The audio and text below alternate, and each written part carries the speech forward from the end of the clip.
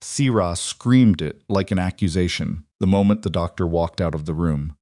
He's not yours, Jae-hwan. He was never going to be yours. The words landed in that sterile corridor like a grenade with the pin already pulled. Jae-hwan stood completely still. His hand was still pressed flat against the delivery room door. His wife, the woman he had chosen, the woman he had built a second life around, had just told him, mid-labor, mid-crisis, with monitors, shrieking and nurses rushing past, that the child she was carrying belonged to another man. And the other man? He was standing 20 feet away in the same hallway. If you have ever loved someone so completely that you reshaped your entire life around that love, and then discovered it was built on a lie, stay with this story. Because what happens next will change the way you understand loyalty, sacrifice, and what it actually costs to protect the person you love most.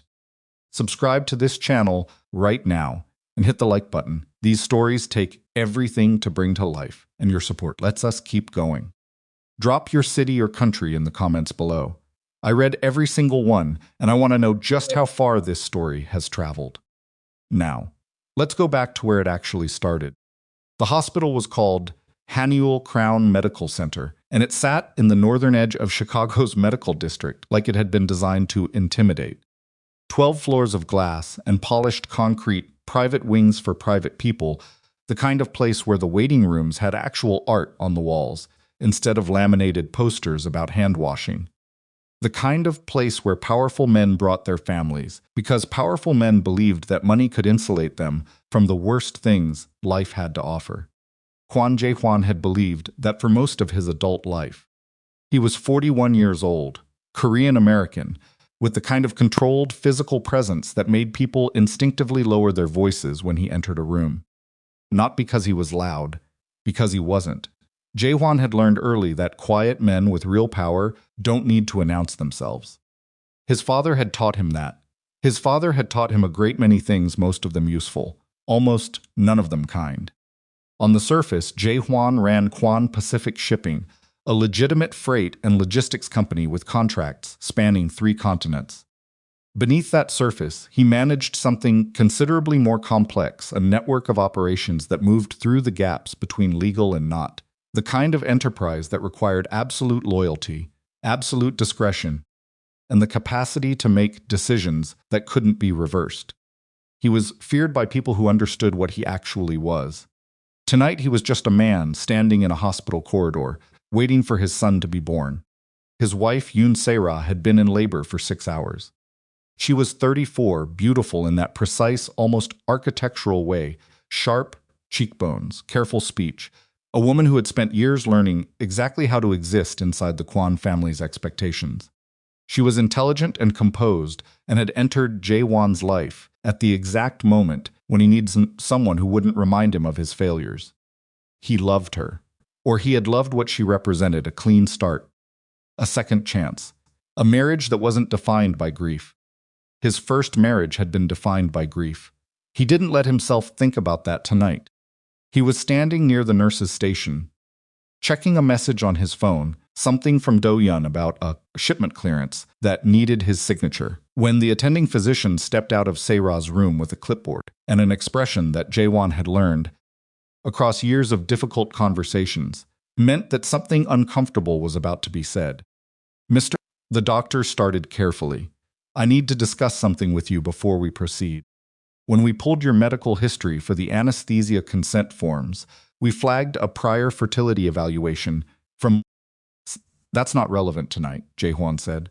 I understand, but medically speaking... My wife is in labor, Mr. Kwon. The doctor held his ground. He was younger than Jae-hwan by at least a decade, but he had the practiced steadiness of someone who'd delivered difficult news enough times that the discomfort no longer showed on his face. The records indicate a severe male factor fertility diagnosis from approximately 8 years ago.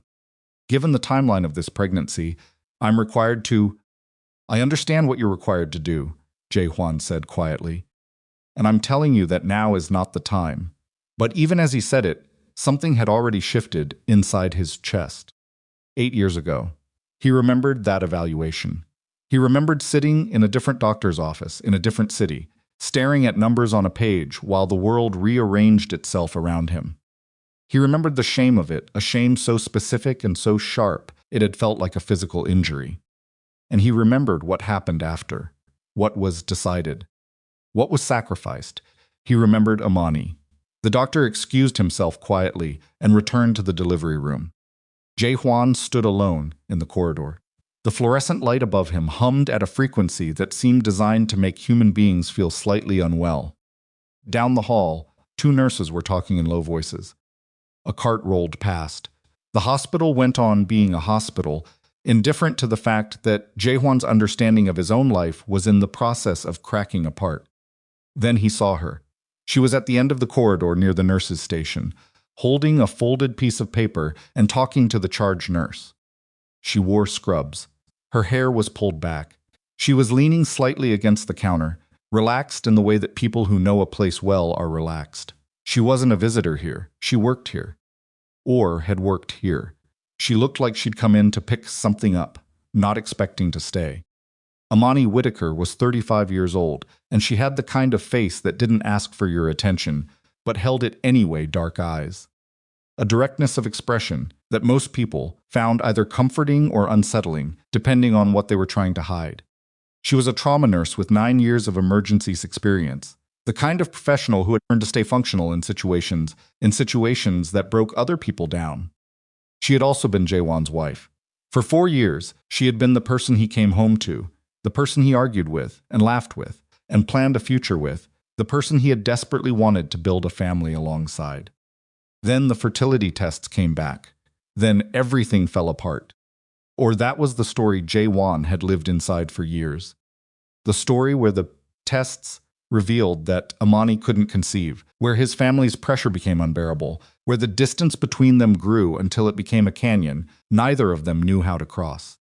The stories where Sira appeared at exactly the wrong moment, and Jae-hwan, exhausted and ashamed, and unable to face another year of grief, chose to leave.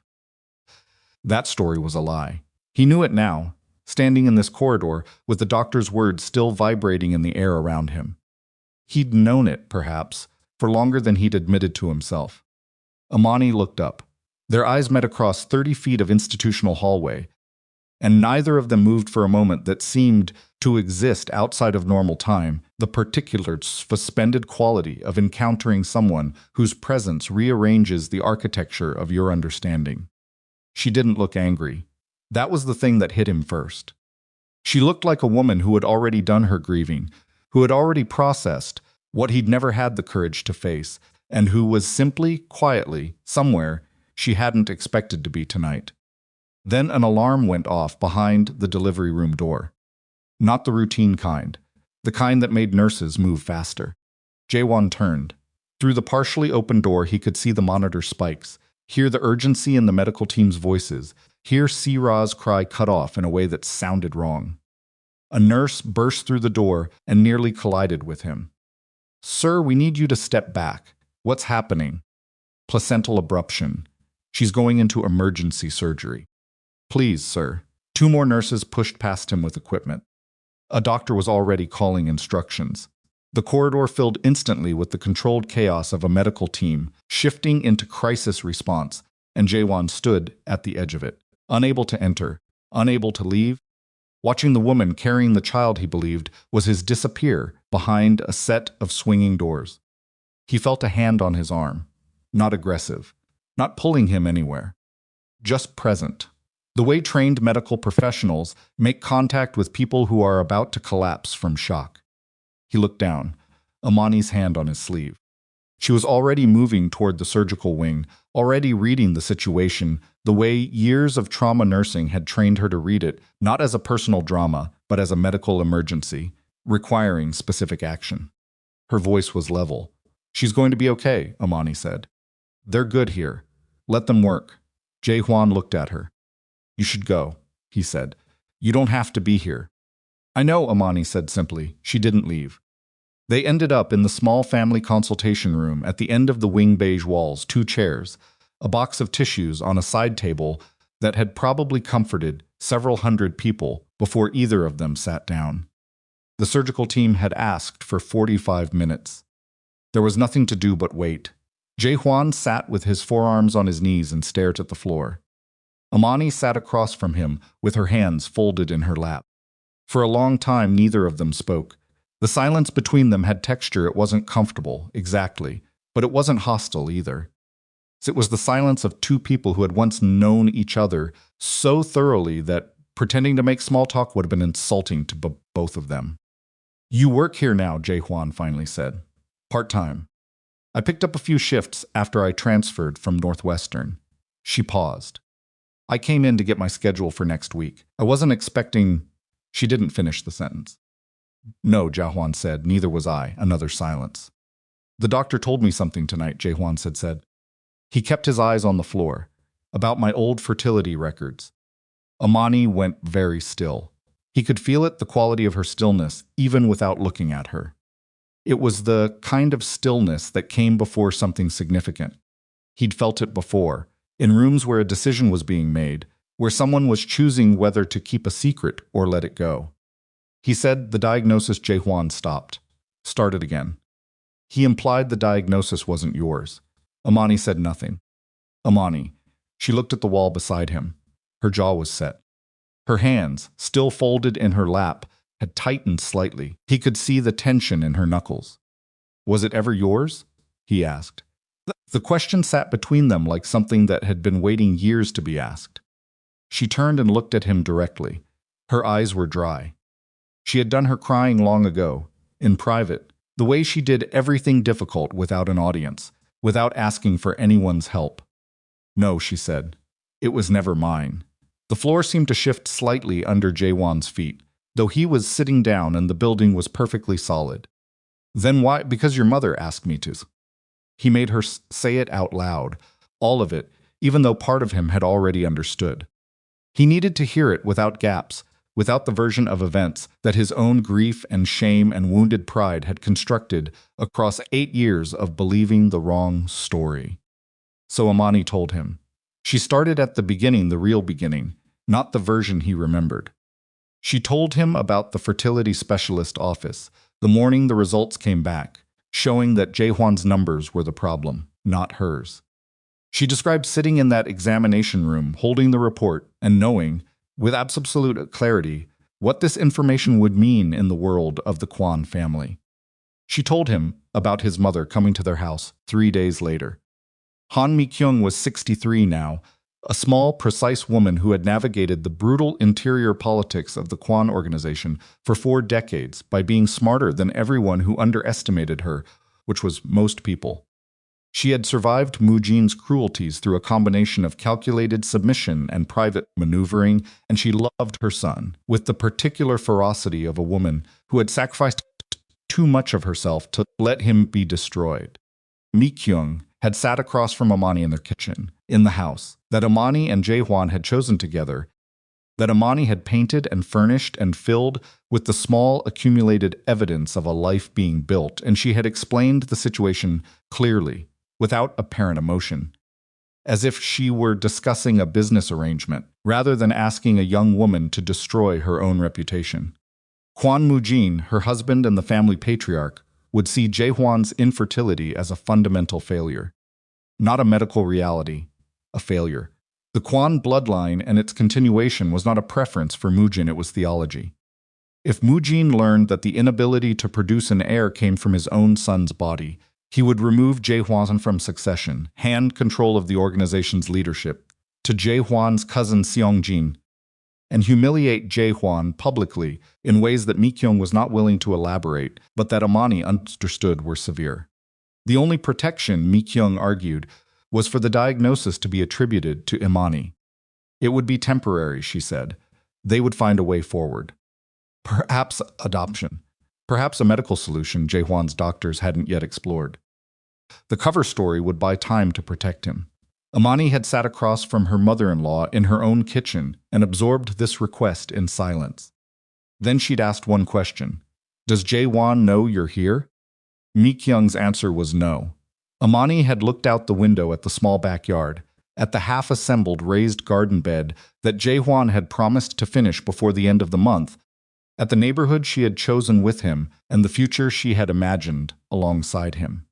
She loved him in the total, slightly terrifying way that a person loves someone who has become, without their quite noticing, the organizing principle of their entire life. She said yes. You said yes, Jae-hwan repeated. His voice was flat, not accusing, something more dangerous than that empty, like the sound a thing makes when its interior has been removed. I said yes, Amani confirmed, because I thought I was protecting you. Because she made it sound like the alternative was watching your father take everything from you. And because she stopped, pressed her lips together briefly. Because I was 27 years old, and I thought love was supposed to mean you carry the hard things for the person you care about. What? You carried it, he said. For 4 years. The weight of that number settled over the room. 4 years. Their entire marriage. 4 years of his family treating her with the particular contempt reserved for the woman who had failed to produce their heir. 4 years of sympathetic looks from people who assumed her body was the problem. 4 years of watching Jae-won absorb his family's narrative without questioning it, because questioning it would have required him to look at something he didn't want to see. He started pulling back before Sira, Imani said. Not as an accusation, as information. You changed. You stopped fighting back. With your family, with the pressure. I think some part of you believed what they were saying about me. It was easier. Jae-hwan said nothing, because she was right. That was the part he hadn't admitted yet, even to himself. It hadn't been just his family's erosion of his marriage. He had participated in it. He had allowed the distance to grow because the distance was more comfortable than staying present in a marriage that felt defined by failure, and because Sira had appeared with her uncomplicated admiration and her lack of knowledge about his most private shame, and he had mistaken relief for love. And then she got pregnant, Amani said. Yes, Jae-won said. And everyone assumed that proved it, that I'd been the problem. Yes. Amani nodded slowly, as if confirming something she had already known, but needed to hear acknowledged out loud. Do you know what that was like? She asked. Not loudly. Not with the delivery of someone building toward a breakdown. Just genuinely asking. To watch the entire Kwan family finally feel vindicated, to have people I'd known for years stop calling, because I was no longer relevant, to sit with what I'd agreed to protect you from while you were building a life with someone else? Jae-won looked at her. I can imagine, he started. No, she said, cutting him off gently, but clearly. You can't.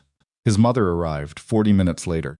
Mi-kyung came through the hospital's main entrance, the way she came everywhere, deliberately, unhurried, impeccably dressed, even at this hour, projecting the specific calm of someone who has learned that visible anxiety is a strategic weakness. She had received Jae-hwan's message, and she knew from the stripped-down phrasing of it that the conversation she had avoided for 8 years was no longer avoidable. She walked into the family consultation room and stopped when she saw Imani sitting across from her son. For a moment, none of them spoke. Then Jae-hwan looked at his mother and asked the question without preamble. Did you know Si-ra was pregnant before the wedding? Mi-kyung's expression didn't change, but she didn't answer immediately. And in the world, Jae-won had grown up in a world where hesitation was more informative than that pause told him everything. Did you know, he asked again, quieter, that the pregnancy wasn't mine? Jae-won, answer me. His mother sat down in the third chair along the wall. She set her purse carefully on the floor beside her feet. She folded her hands in her lap, the same gesture Jae-won noticed that Imani had been using, the unconscious mirroring of women who had learned to keep themselves composed in rooms where composure cost something. I suspected, Mi-kyung said finally. When Sira told me she was pregnant, knowing what I knew about your condition, I had questions. But she was already expecting. You were happy. After everything, she paused. Her eyes moved briefly to Imani, then away. After everything that had happened, I didn't want to take that from you. So you let me believe it was mine, Jae-hwan said. I let you be happy, his mother said, for once. The word once landed like a slap. Jae-hwan stood up. He walked to the window. There was no view, just the wall of another wing and a narrow strip of night sky, and he stood there with his back to both women and breathed through something that had no clean name. It wasn't just anger. Anger would have been simpler. This was the specific vertigo of discovering that the story you had built your lasts constructed by people who believed they were doing you a favor. His mother had protected him from his father's cruelty by recruiting his wife to absorb it. Then, when that wife was gone, she had protected him from the truth of his second marriage by not saying the words that would have dismantled it. Every decision made in his name, without his knowledge, by people who loved him and understood, without quite admitting it, that what they were protecting was not really him, it was his ego. His position, the version of Quan Jae-won that needed to remain undefeated. He turned around. "Get out," he said to his mother. Quietly, the quietest kind of instruction, Mi-kyung stood. She retrieved her purse. She looked at her son with an expression that contained, all at once, genuine love and genuine regret, and the particular defensive sorrow of someone who has caused harm while believing they were preventing it. She looked at Imani. Imani met her eyes and said nothing. Mi-kyung left without speaking again. Jae-won returned to his chair. He sat down.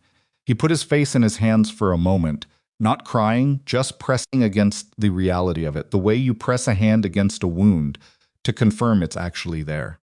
Then he heard footsteps in the corridor. Different footsteps. Familiar. He lifted his head.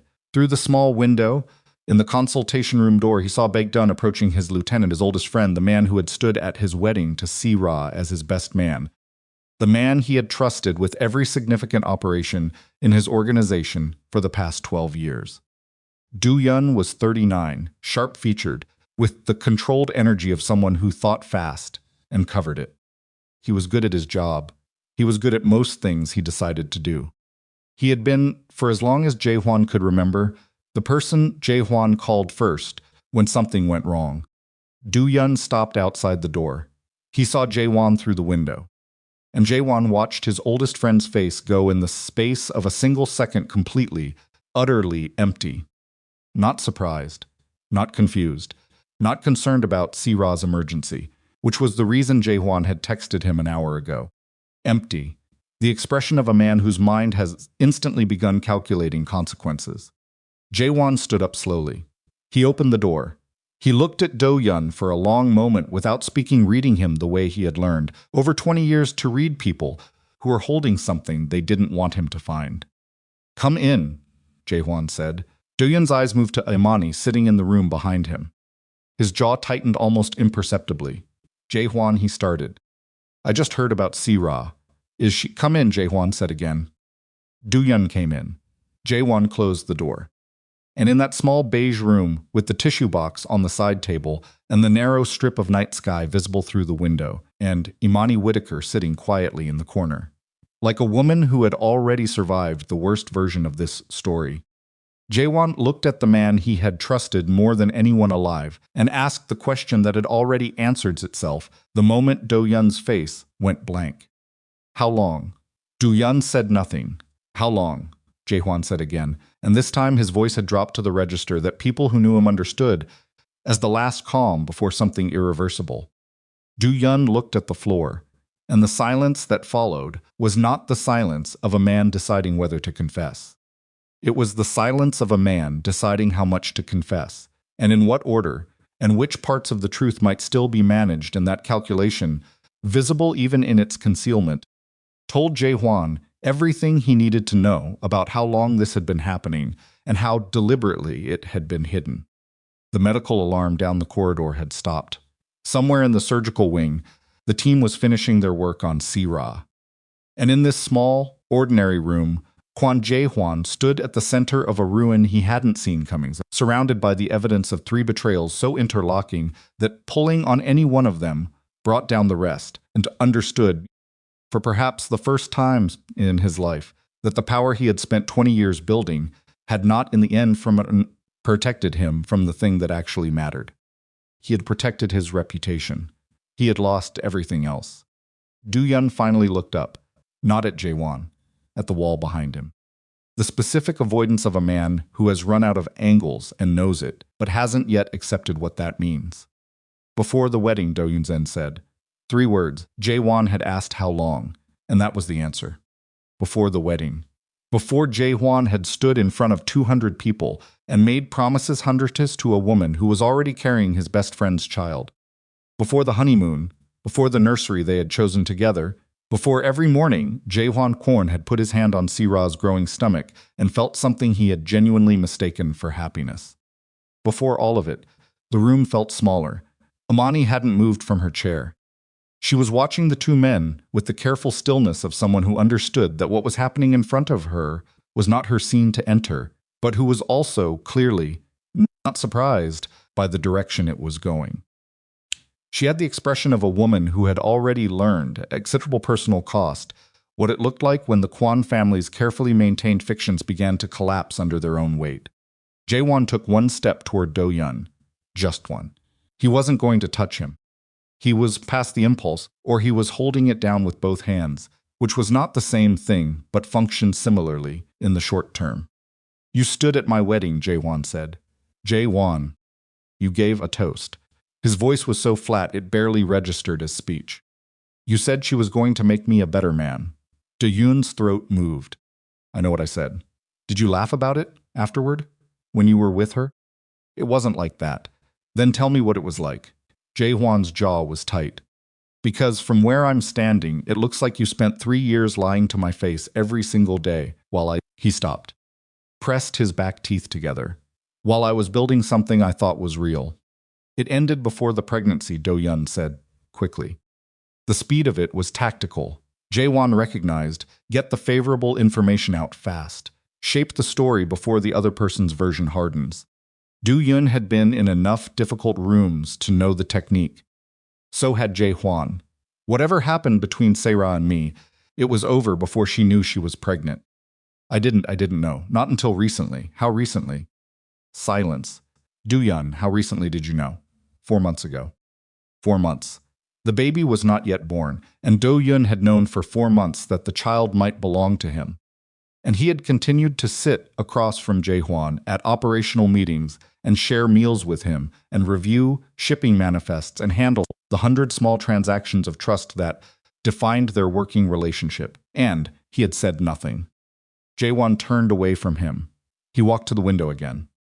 Not because there was anything to see through it, because he needed 6 feet of distance between himself and Do-yeon before he said the next thing, and he needed to say it where neither Amani nor Do-yeon could see his face while he was saying it. "Does Sire know you knew?" "Yes, she knew you knew, and neither of you told me." "We didn't know for certain. There was a chance." "Stop." Jae-hwan's hand went flat against the glass. "Stop explaining it to me like I'm someone you're managing. I know how this works. I've watched men manage information my entire career. I know the difference between uncertainty and a decision not to speak." He paused. "You decided, both of you. Every day for 4 months, you decided." Do-yeon had no answer for that, because there was no answer. The decision existed. A sound wood splitting. It had been made repeatedly daily, across 4 months of mornings and operational briefings, and the occasional dinner where Jae-won had talked about the baby with an openness that was unusual for him, because fatherhood had done something to him, had cracked something loose in the armor that his upbringing had constructed, and he had allowed himself, for the first time in years, to say vulnerable things out loud to the people he trusted most. Those people had sat across from him and listened and said nothing. Amani made a small sound, not quite a word, not quite silence. Jae-hwan turned and looked at her. Her expression was complicated. Not satisfaction. She wasn't a woman who took pleasure in being proven right about painful things. But there was something there, some layering of emotion that he couldn't fully parse, and he understood dimly that whatever she was feeling it had been building for years, and tonight was simply the night when it had run out of room to go anywhere but the surface. "You should go," he said to Do-yeon. "Not from this room. From everything." Do-yeon looked at him sharply. "Jae-won. The Meridian contracts, the Busan arrangement, the Vancouver relay. You're out of all of it." He said it the way he said everything difficult, without flourish, without volume, as if he were reading from a document. "You have 72 hours to arrange the transfer of your operational interests to whomever your lawyer recommends. After that, I don't want to see your name attached to anything I'm attached to. You're doing this tonight, while Sira is in surgery?" When would you have preferred I do it? Du Yun's voice tightened. You don't know what you're dismantling. The Vancouver relay alone has. I know exactly what I'm dismantling, Jae-hwan said. I built it. Du Yun stood very still. The operational argument had been a reflex, the instinct of a man who, faced with the failure of a personal argument, reaches for a professional one, because professional ground feels more solid. But Jae-hwan knew him well enough to recognize the reflex, which meant he was also immune to it. 72 hours, Jae-hwan repeated. Du Yun picked up his jacket from the back of the chair where he'd set it when he came in. He didn't put it on immediately, he held it, which was the gesture of a man who hasn't yet decided whether the conversation is actually over. He looked at Imani. She looked back at him without expression. I'm sorry, Do Yun said. It was unclear who he was talking to. Neither of them answered. He left. The door closed behind him with a soft institutional click that was almost worse than a slam, the sound of something ending without drama, the way most things actually ended. The surgical team's update came 40 minutes later. A nurse found Jae-hwan in the corridor outside the family room and told him that Si-ra was stable, that the procedure had been successful, that the baby premature by 7 weeks, small, requiring immediate NICU care, was alive and breathing with assistance. Alive. Jae-hwan received this information and thanked the nurse and stood in the corridor for a moment after she left, not moving. Imani had come out of the family room behind him and was standing a few feet away, and she watched him receive the news with the attention of someone who understood that what she was witnessing was not a simple relief response. The baby was alive. The baby that was not his. The baby that he had spent months preparing for, buying a crib for, choosing a name for, talking to, through Si-ra's stomach in the quiet hours of the night, when he let himself be softer than anyone outside that bedroom ever saw him.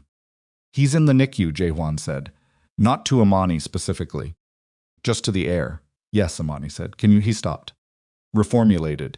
He wasn't good at asking for things. He had never been good at it.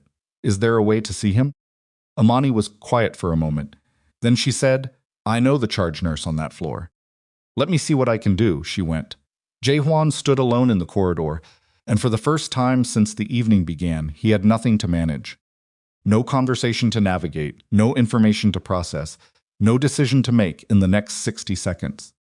Just the hallway and the fluorescent light, and the fact that his life had been structurally altered in the space of a few hours in ways he hadn't yet fully mapped. His phone buzzed. He looked at it. A message from Seong-jin, his cousin, Moojin's preferred alternative, the man who had spent 20 years waiting for Jae-hwan to make a mistake large enough to exploit. The message was brief. Heard about the hospital.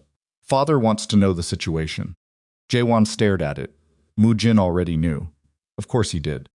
The Kwan network had ears in most of the institutions that mattered to Kwan interests, and a private hospital where Jae-hwan's wife was having an emergency procedure qualified as something that mattered.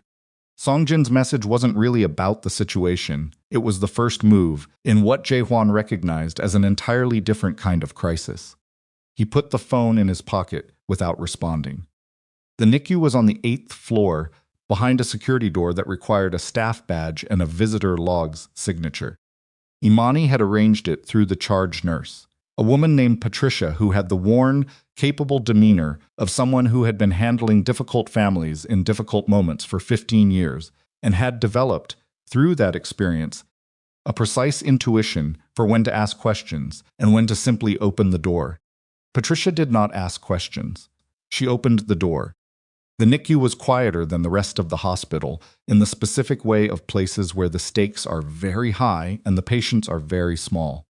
The light was different, softer, more deliberate, and the sounds were the sounds of monitoring equipment working steadily, punctuated occasionally by the particular cry of a newborn that was less a cry and more a signal, a proof of presence. Imani led Jae-hwan to the correct bay without speaking. The baby was in an incubator. He was very small, the kind of small that reorganized your sense of scale, that made ordinary objects in the surrounding space look grotesquely oversized by comparison. He had tubes and monitors attached at several points, a small knit cap on his head, his hands curled near his face in the instinctive posture of the newborn. The position that said the world outside the body was still new and strange, and the body was not entirely sure about it yet. Jae-won stood beside the incubator. He looked at the child for a long time without speaking. Amani stood slightly behind him and to the left, giving him room. "He's fighting," she said quietly, not as comfort exactly as information. The specific reassurance of a medical professional who knew the difference between a child in crisis and a child in difficulty, and understood which one she was looking at. Jae-won's jaw moved slightly. He was working through something. She could see it in the set of his shoulders. The particular rigid quality of his stillness that she had learned years ago meant his interior was anything but still. "I read to him," he said, through her stomach. "I know that sounds—" He stopped. "I read him things. I told him things." Amani didn't say anything. "I don't know why I'm telling you that." "Because there's no one else here," she said simply. He turned and looked at her then. Really looked the way he hadn't allowed himself to look at her in the corridor when they first saw each other, when the shock of her presence had been too immediate and the information too raw. He looked at her now the way you look at someone when you are trying to find the version of them you lost and locate it inside the person they became. She looked back at him steadily. She had always been steady. A sound like green wood splitting, even when things were at their worst between them, even during the months when the distance had grown and the conversations had become careful and the grief had taken on the shape of a third person living in their house. She had been steady. He had mistaken it for coldness. He understood now that it had been the discipline of a woman who knew that if she started to come apart, she might not stop. "I'm sorry," he said. The words were inadequate in the way that the right words sometimes are too small for the thing they're meant to carry. He knew that. He said them anyway, because they were true, and because he was 41 years old and had spent most of his life in an environment where admitting fault was operationally dangerous. And what he was doing right now, standing in front of this woman in this room, was something he had never done before. Amani looked at him.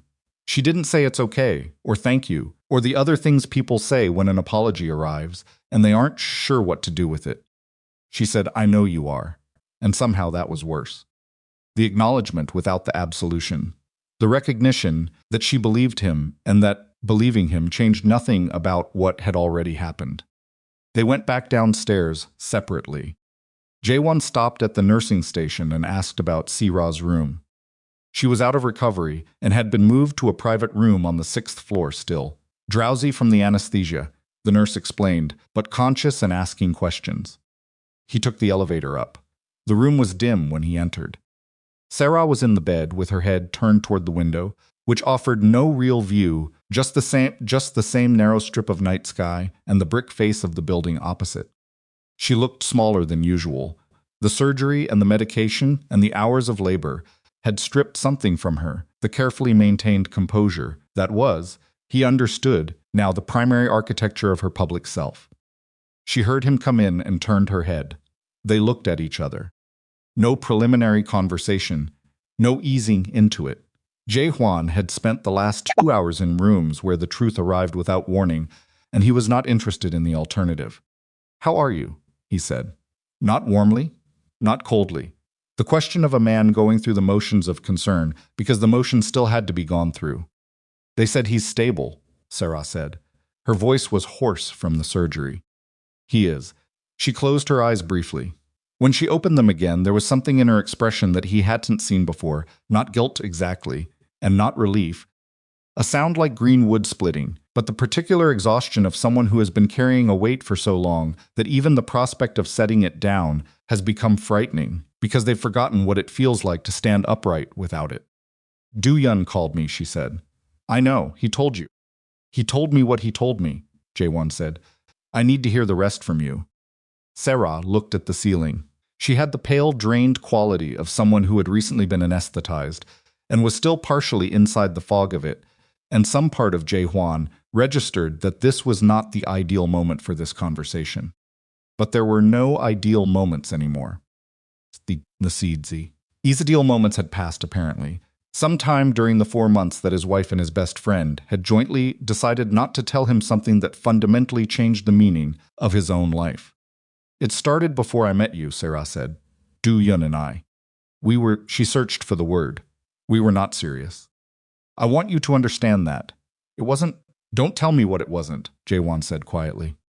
Tell me what it was. She swallowed. It was a mistake. On both sides. It ended before you and I were together. I thought it was completely finished, and then when I found out I was pregnant, she stopped. You calculated the timing, he said. She didn't deny it. You knew there was a chance. There was always a larger chance it was yours, she said. The sentence came out with a faint defensive edge, reflexive, and she seemed to hear it herself because her expression shifted slightly. I told myself it was more likely to be yours. I wanted it to be yours. Did you actually want that, Jaehwan? Asked. Or did you want what a child with my name would give you? The question was brutally specific, and he knew it, and he didn't pull it back. Sarah's jaw tightened. That's not fair. I'm not trying to be fair, he said. I'm trying to understand what happened in my own marriage. You can be angry about the question. Answer it anyway. The silence stretched. Both, she said finally, very quietly. Both of those things. Jaehwan nodded slowly. He had expected the first answer and had hoped for the second not because it hurt less, but because honesty, even painful honesty, was something he could work with. Constructed narratives were not. He had been living inside constructed narratives for 8 years, and the architecture had just finished collapsing, and he was not willing to start building another one. When the tests confirmed paternity, he said, I'll have my lawyers begin the paperwork. Sarah's eyes sharpened. Not divorce. Not yet. Custody. He looked at her steadily. The child is in the NICU. Whatever decisions need to be made about his future need to be made before we decide anything else. He's a baby, she said. He doesn't need lawyers. He needs someone to decide who's responsible for him, Jaehwan said. Because right now, his mother is in a hospital bed telling me both things, and his biological father has been given 72 hours to remove himself from my professional life. And the man whose name he was going to carry has just found out that name might not belong to him. So yes, he needs lawyers.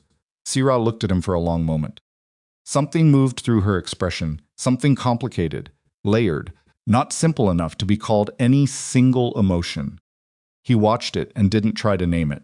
Then she looked away. What are you going to do? She asked to the window. I don't know yet, Jaehwan said. He meant it. He was not a man who typically admitted uncertainty. But what? He was also not a man who was going to manufacture a plan in the middle of a hospital room at 1 a.m, when the actual ground beneath him had not yet stopped moving. He would make decisions when he had solid information. Right now, he had allegations and admissions, and the visual memory of a very small child breathing through tubes in an incubator 1 floor above him. He left the room. The elevator was slow. He stood in it alone and watched the floor numbers change and thought about his father. Mujin would call in the morning, or Sung Jin would arrive in person, which was Mujin's preferred method of delivering messages that required deniability. The conversation would contain several things, dressed as sympathy, that were actually positioning concern for the family's public standing. Careful observations about succession and stability, the language of care deployed in the service of leverage. Jaehwan had been watching that performance his entire life. He had also been, for most of his life, either performing it himself or being managed by it. The Kwan family operated through a sophisticated system of obligation and fear disguised as loyalty and love. And the disguise was good enough that it had taken Jaehwan nearly 4 decades to locate the sleeves between the costume and the thing wearing it. He was locating it now. The elevator opened on the 2nd floor. Amani was waiting for it. She stepped in, saw him, and paused for the space of a second before deciding to stay. The doors closed. They stood on opposite sides of the elevator, and the space between them was approximately 4 feet and approximately 8 years. And neither of those measurements were simple. How was she? Amani asked. Honest, Jaehwan said. Eventually, Amani nodded. She was holding her jacket over one arm, and she looked tired in a way that had nothing to do with the hour, the deep structural tiredness of someone who had spent years carrying something heavy and was only now, in the presence of the person who originally handed it to them, beginning to register how long it had actually been. You should go home, Jaehwan said. You didn't have to stay this long. I know. Why did you? She considered this. Because some part of me needed to see it, she said. Not, she stopped. Reconsidered, not the collapse. I didn't come here to watch things fall apart, but I needed to be present for it. After 8 years of being absent from the consequences of my own decision, I needed to be in the room. He looked at her. You made your decision to protect me, he said. Everything after that, the divorce, the marriage, to see Ra, the way my family treated you, those weren't consequences of your decision. They were consequences of what I did with it. Amani was quiet. I could have looked harder, he said. At any point in the 4 years we were married, I could have questioned the narrative. I didn't. Because the narrative was convenient. Because if the problem was your body, and not mine, I didn't have to face what my father thought of me. Jaewon, I let you take the fall, he said. You agreed to it because you loved me. I kept it because I was a coward. The elevator reached the ground floor. The doors opened. Neither of them moved immediately. That's the most honest thing you've ever said to me, Amani said. I have a lot of catching up to do. Something shifted in her expression, not quite a smile, not quite its opposite. Something more measured, more complex. The expression of a woman who had heard the right words and was not yet ready to decide whether they changed anything. She stepped out of the elevator. He followed. At the hospital's main entrance, Amani put on her jacket and turned up the collar against the October air, moving through the automatic doors. The baby, she said. What are you going to do about him? Jaewon had been thinking about this since he stood at the incubator window on the 8th floor. I'm going to contact my family law attorney first thing tomorrow, he said. If neither Sira nor Do-yoon intends to take responsibility, then I'm going to petition for guardianship. Amani looked at him. He's not yours biologically. The Kwan family will, I know, he said again. She studied him for a moment with the careful assessment of a trauma nurse, evaluating a patient's condition, looking underneath the surface presentation for what was actually happening underneath. Why? She asked. It was a simple question. It was also the question that everything else was going to depend on what he said next, whether he said it osmosis or whether he dressed it in the kind of language powerful men use to make selfish decisions sound noble. He was quiet for a moment. Because I talked to him, Jaehwan said. For months, I talked to him through her stomach, in the middle of the night, when I thought no one was listening. I told him things I've never told another human being. I told him about my father and what it cost me to grow up in that house. I told him I was going to do it differently. He paused. Whatever he is to me biologically, he knows my voice. And he's in that room upstairs with tubes in him and no one who's claimed him. I'm not going to walk away from that. Amani was silent for a moment. The automatic doors opened and closed, behind a couple of nurses coming off shift, letting in a rush of night air, and then sealing it out again. Your father is going to call this weakness, she said. My father has been wrong about most of the important things, Jaehwan said.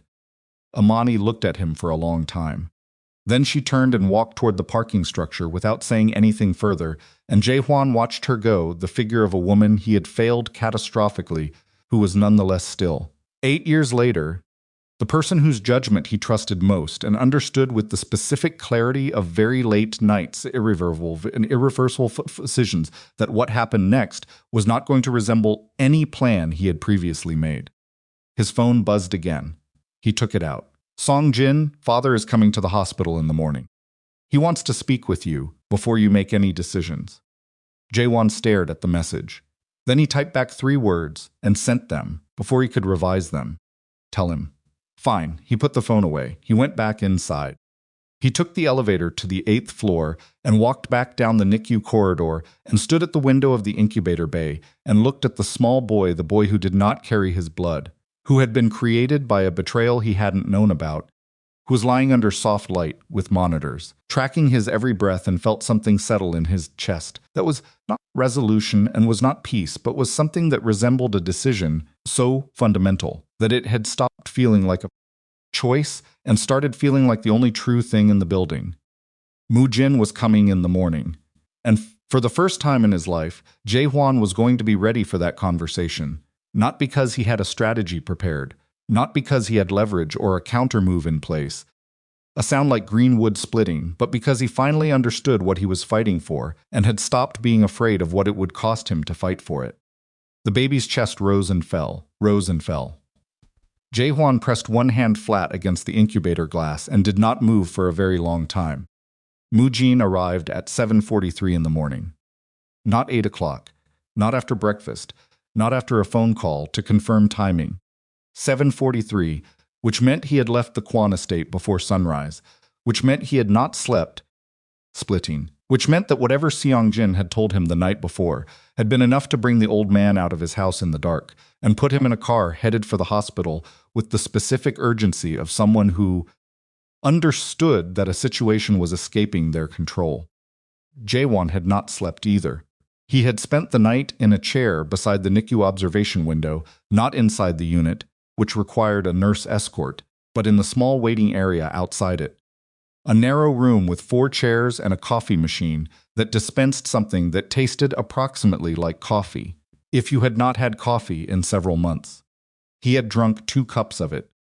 He had watched the morning arrive through a window that faced east and delivered the particular flat gray light of a Chicago October dawn, the kind of light that made everything look like a photograph of itself rather than the actual thing.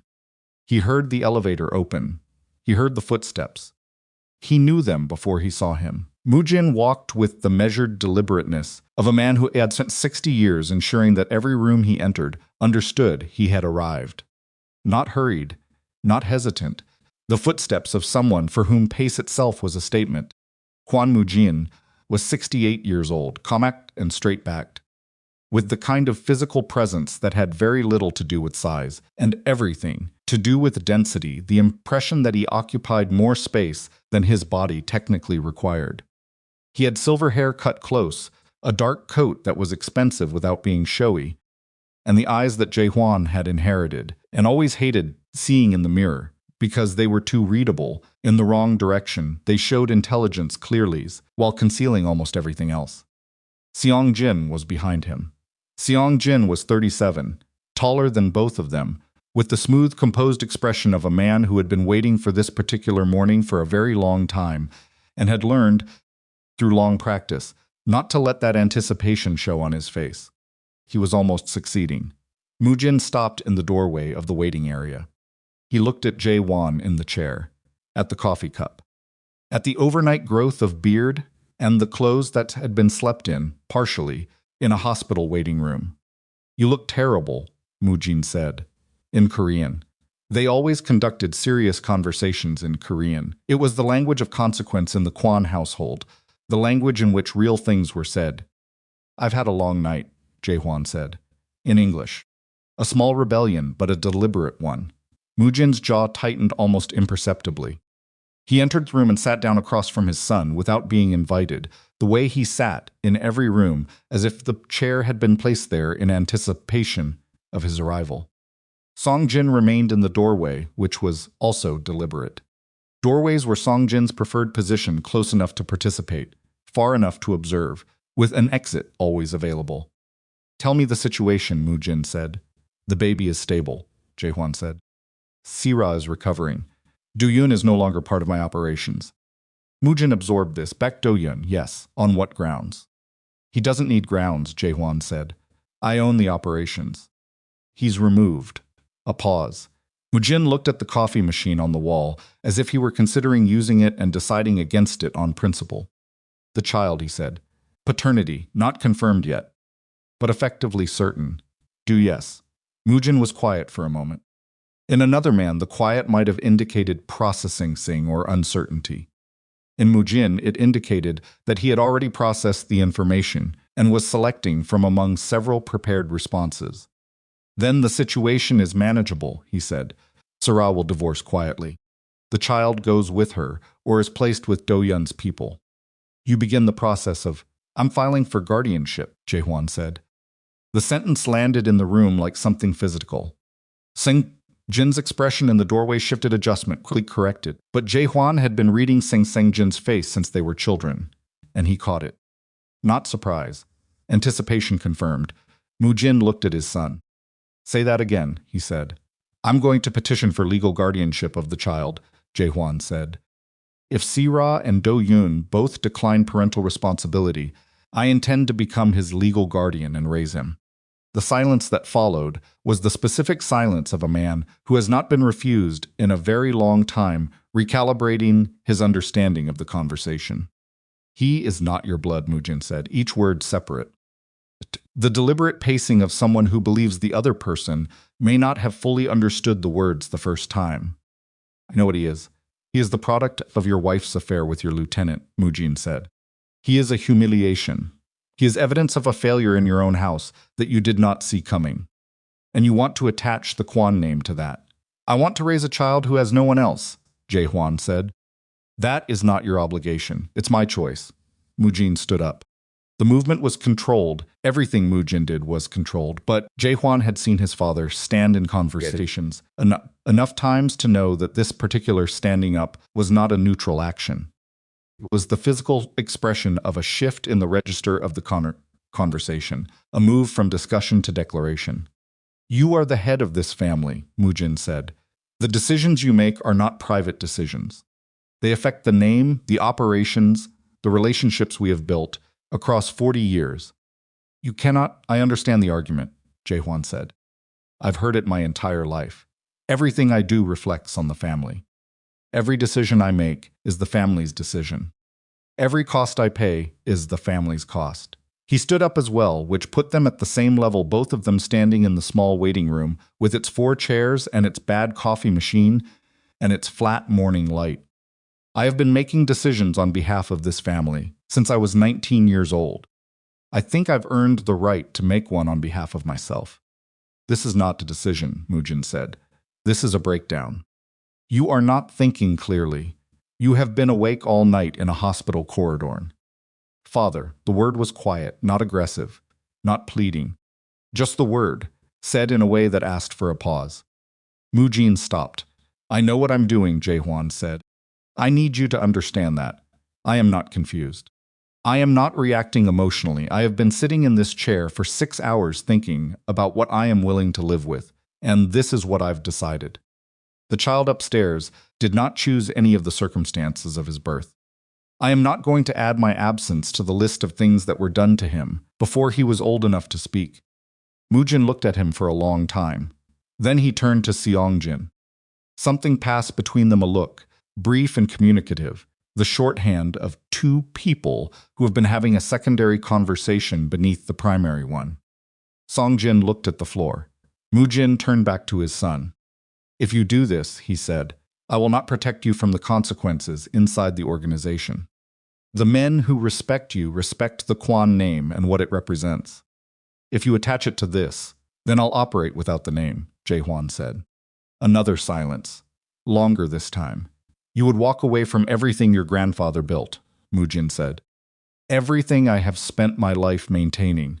I would walk away from the parts of it that require me to be someone I'm not willing to be anymore, Jae-hwan said. The legitimate holdings, the shipping contracts, the legal operations, those are mine. I built them. I'll keep them. The rest of it. He paused. I'm done with the rest of it. Mujin put on his coat, which he had draped over the chair when he sat down. He buttoned it slowly. He was not rushing. He was communicating through each deliberate motion that he was not a man who could be rattled into careless exits. You will regret this, Mujin said. I've been regretting the other thing for 8 years, Jae-hwan said. I'd like to try something different. Mujin walked to the door. Songjin stepped aside. At the threshold, Mujin paused without turning around. Your ex-wife, he said. The American woman. She's here. It wasn't a question. She was here last night, Jae-hwan said. She came in for her schedule. She works in this hospital. Part-time, yes. A moment. That is not a coincidence I am comfortable with, Mujin said. It's a hospital, not a conspiracy, Jae-hwan said. And she saved Sirao-da's life last night by being here when the emergency started. You might consider saying thank you. Mujin left without responding. Seongjin followed.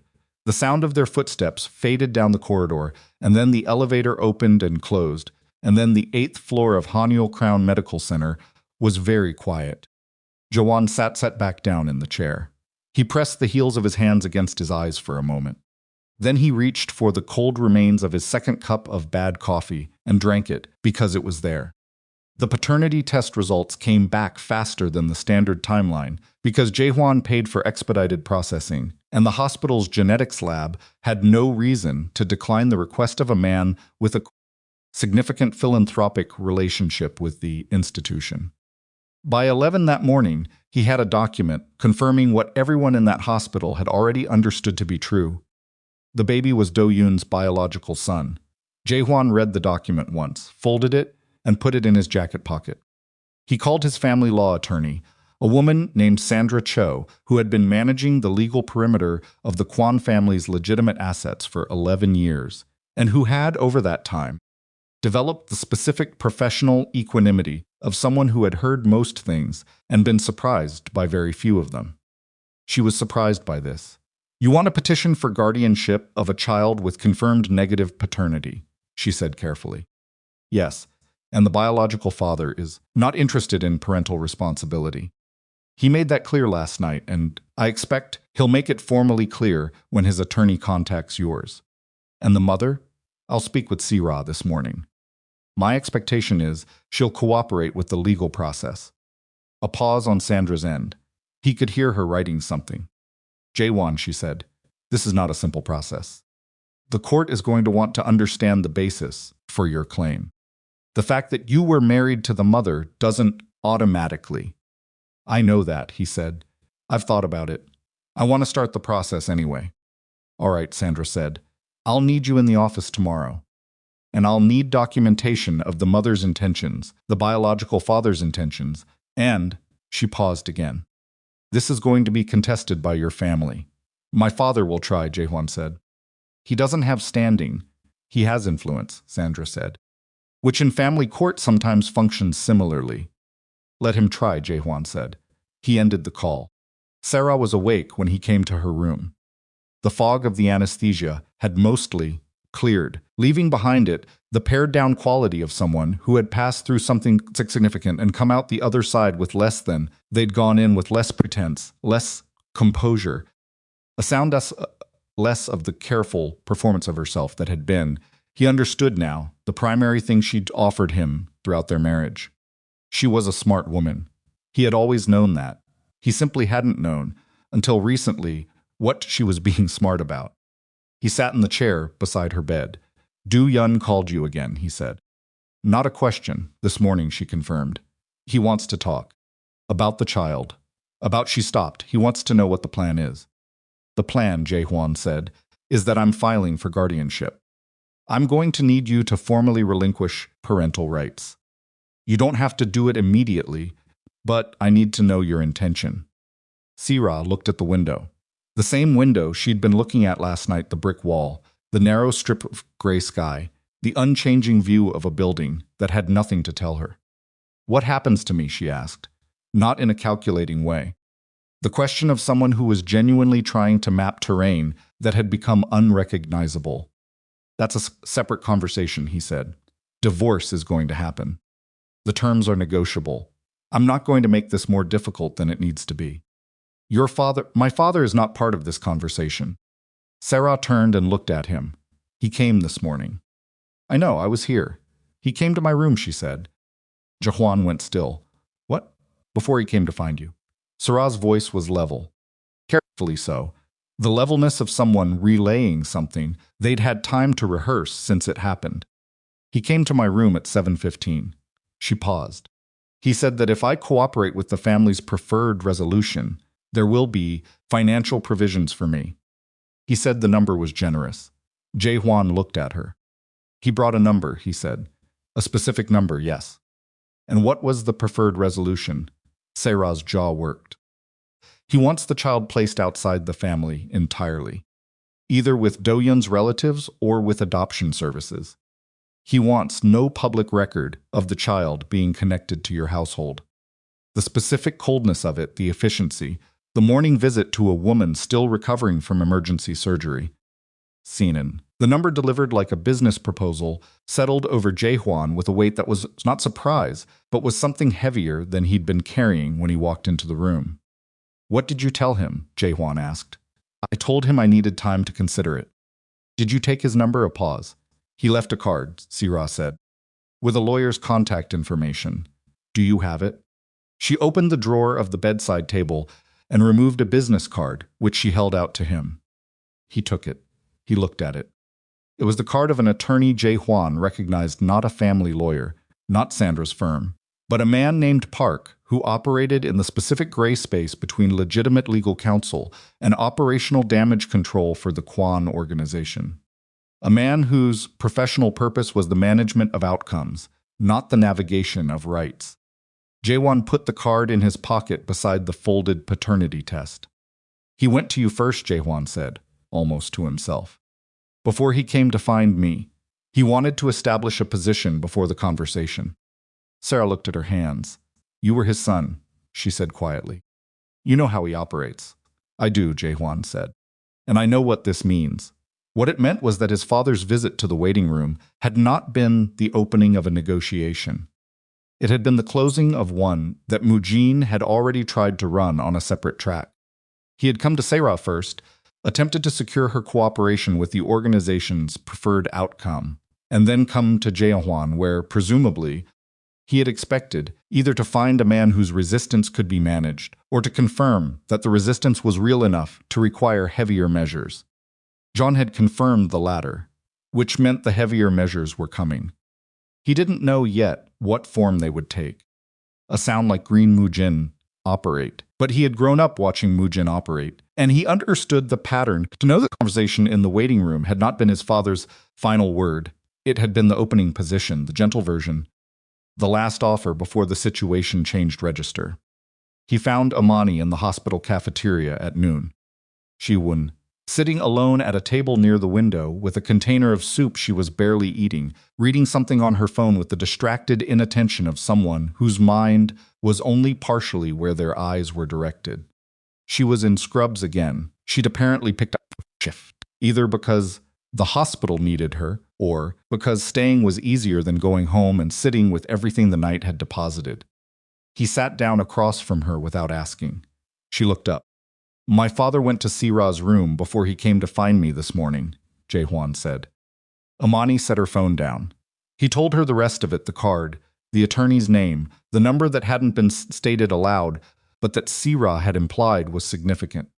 He'd sound like green wood splitting. He told her because she was the person in this building whose judgment he trusted most, and because he was trying to think through the shape of what was coming, and he couldn't do it alone in the way he was normally capable of doing things alone.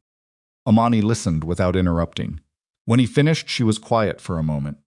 He's going to try to remove the child from the picture. Entirely, she said. And if that doesn't work, he's going to come at your professional holdings. The legitimate ones. The shipping contracts require the Kwan family network's backing on the Asian Pacific routes, Jaehwan said. If he withdraws support from those relationships, I lose the Busan and Incheon terminals. Which means I lose the leverage that makes the European contracts viable. Which means how much of it falls apart? Maybe 60% of the operation. Maybe more. Amani absorbed this. You knew that this morning, she said. When you told your father you'd operate without the name. I knew it, he said. And you said it anyway, yes. She looked at him with an expression he couldn't immediately categorize, not admiration exactly, and not disbelief, but something in between the two. The expression of someone recalibrating an understanding. What's your fallback? She asked. I have assets that aren't dependent on the family network, he said. The Chicago Logistics Hub, the West Coast Freight Division, the data management contracts. I can rebuild around those. It takes time. It takes losing a lot of things first. He paused. But I've thought about it. I can do it. Amani nodded slowly. Then her expression changed. It was subtle, a tightening around the eyes, a shift in her focus that moved from him to something behind him, and the speed of the change told him, before he turned, that whatever she was seeing was not casual. He turned. Songjin was walking through the cafeteria. Not toward them. He was moving along the far wall with the unhurried directness of someone who had a destination and was not trying to appear as if he did. He was talking on a phone, his voice inaudible from across the room. He didn't look in their direction. Or he looked in their direction for exactly the length of time necessary to confirm their location, and then looked away. He followed you, Amani said quietly. Or he was already here, Jaehwan said. He could have stayed in the building after my father left. Why?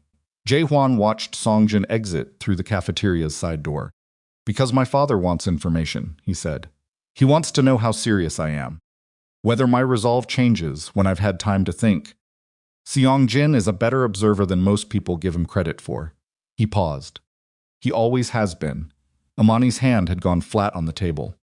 A small, controlled gesture, the physical equivalent of bracing.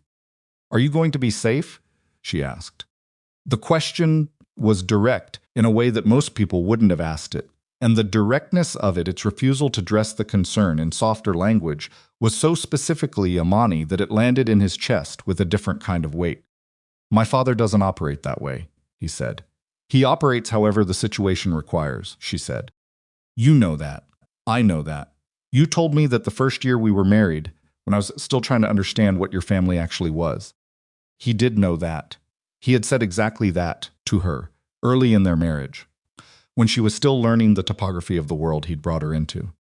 He had told her that Mujin's primary operating principle was efficacy, that the old man's values were not rigid, except on the question of results, that he would use whatever means the situation required, and regard the means themselves as administrative details rather than moral considerations. It had not been a warning exactly, more a description. Jae-won had given it without alarm because by then it was simply the background texture of his life. The way you describe the weather of a place you've lived in so long you've stopped noticing it as extreme. Amani had noticed it as extreme. She had never stopped. I'll be careful, he said. That's not a plan, she said. No, he said. It's not. The call came at 2:17 that afternoon. Jae-hwan was in the lobby, taking a call with Sandra, when his other phone, the operational one, the number only the upper tier of his organization possessed, lit up with a number he recognized as belonging to his head of security operations, a man named Cho Dae-sung, who had been running protective logistics for the Kwon family's physical assets for 14 years, and who did not call unless something required immediate attention. He excused himself from Sandra and answered. Dae-sung's voice was level, professional. The tone of a man delivering information that he understood to be significant without editorializing. There have been some changes this morning, Dae-sung said, in the access permissions for the Meridian Street facility and the Busan relay accounts. Administrative level changes. I didn't authorize them, and they didn't come through your office. Jae-won went still. When, he said. The Meridian permissions changed at 9:40 this morning. The Busan relay accounts were locked out at 11:15, both through the family's administrative access, which overrides operational-level permissions on the legacy systems. 9:40, 20 minutes after Jae-hwan had told his father he would operate without the family name. Who authorized it? The family authorization code, Dae-sung said, which traces to the patriarch's office. Jae-hwan looked at the lobby around him, the automatic doors, the visitors, the ordinary institutional movement of people going about the ordinary business of a hospital, and absorbed what Dae-sung had told him with the specific focus of a man who had just heard the sound of the ground shifting beneath him. Mujin hadn't waited. He hadn't gone home and considered the morning's conversation and given his son time to reconsider. He had left the hospital, gotten in his car, and by 9:40, barely 45 minutes after, the confrontation in the waiting room had begun systematically locking Jae-hwan out of the operational infrastructure that underpinned everything. The West Coast Freight Division, Jae-hwan said, the Chicago hub. Still accessible as of now, Dae-sung said. But those operate on separate licensing structures that I don't think the family's administrative access can touch directly. The Busan relay is the bigger issue if that's locked. The Asian Pacific insurance coverage for the Incheon terminal becomes... I know what it becomes, Jae-hwan said.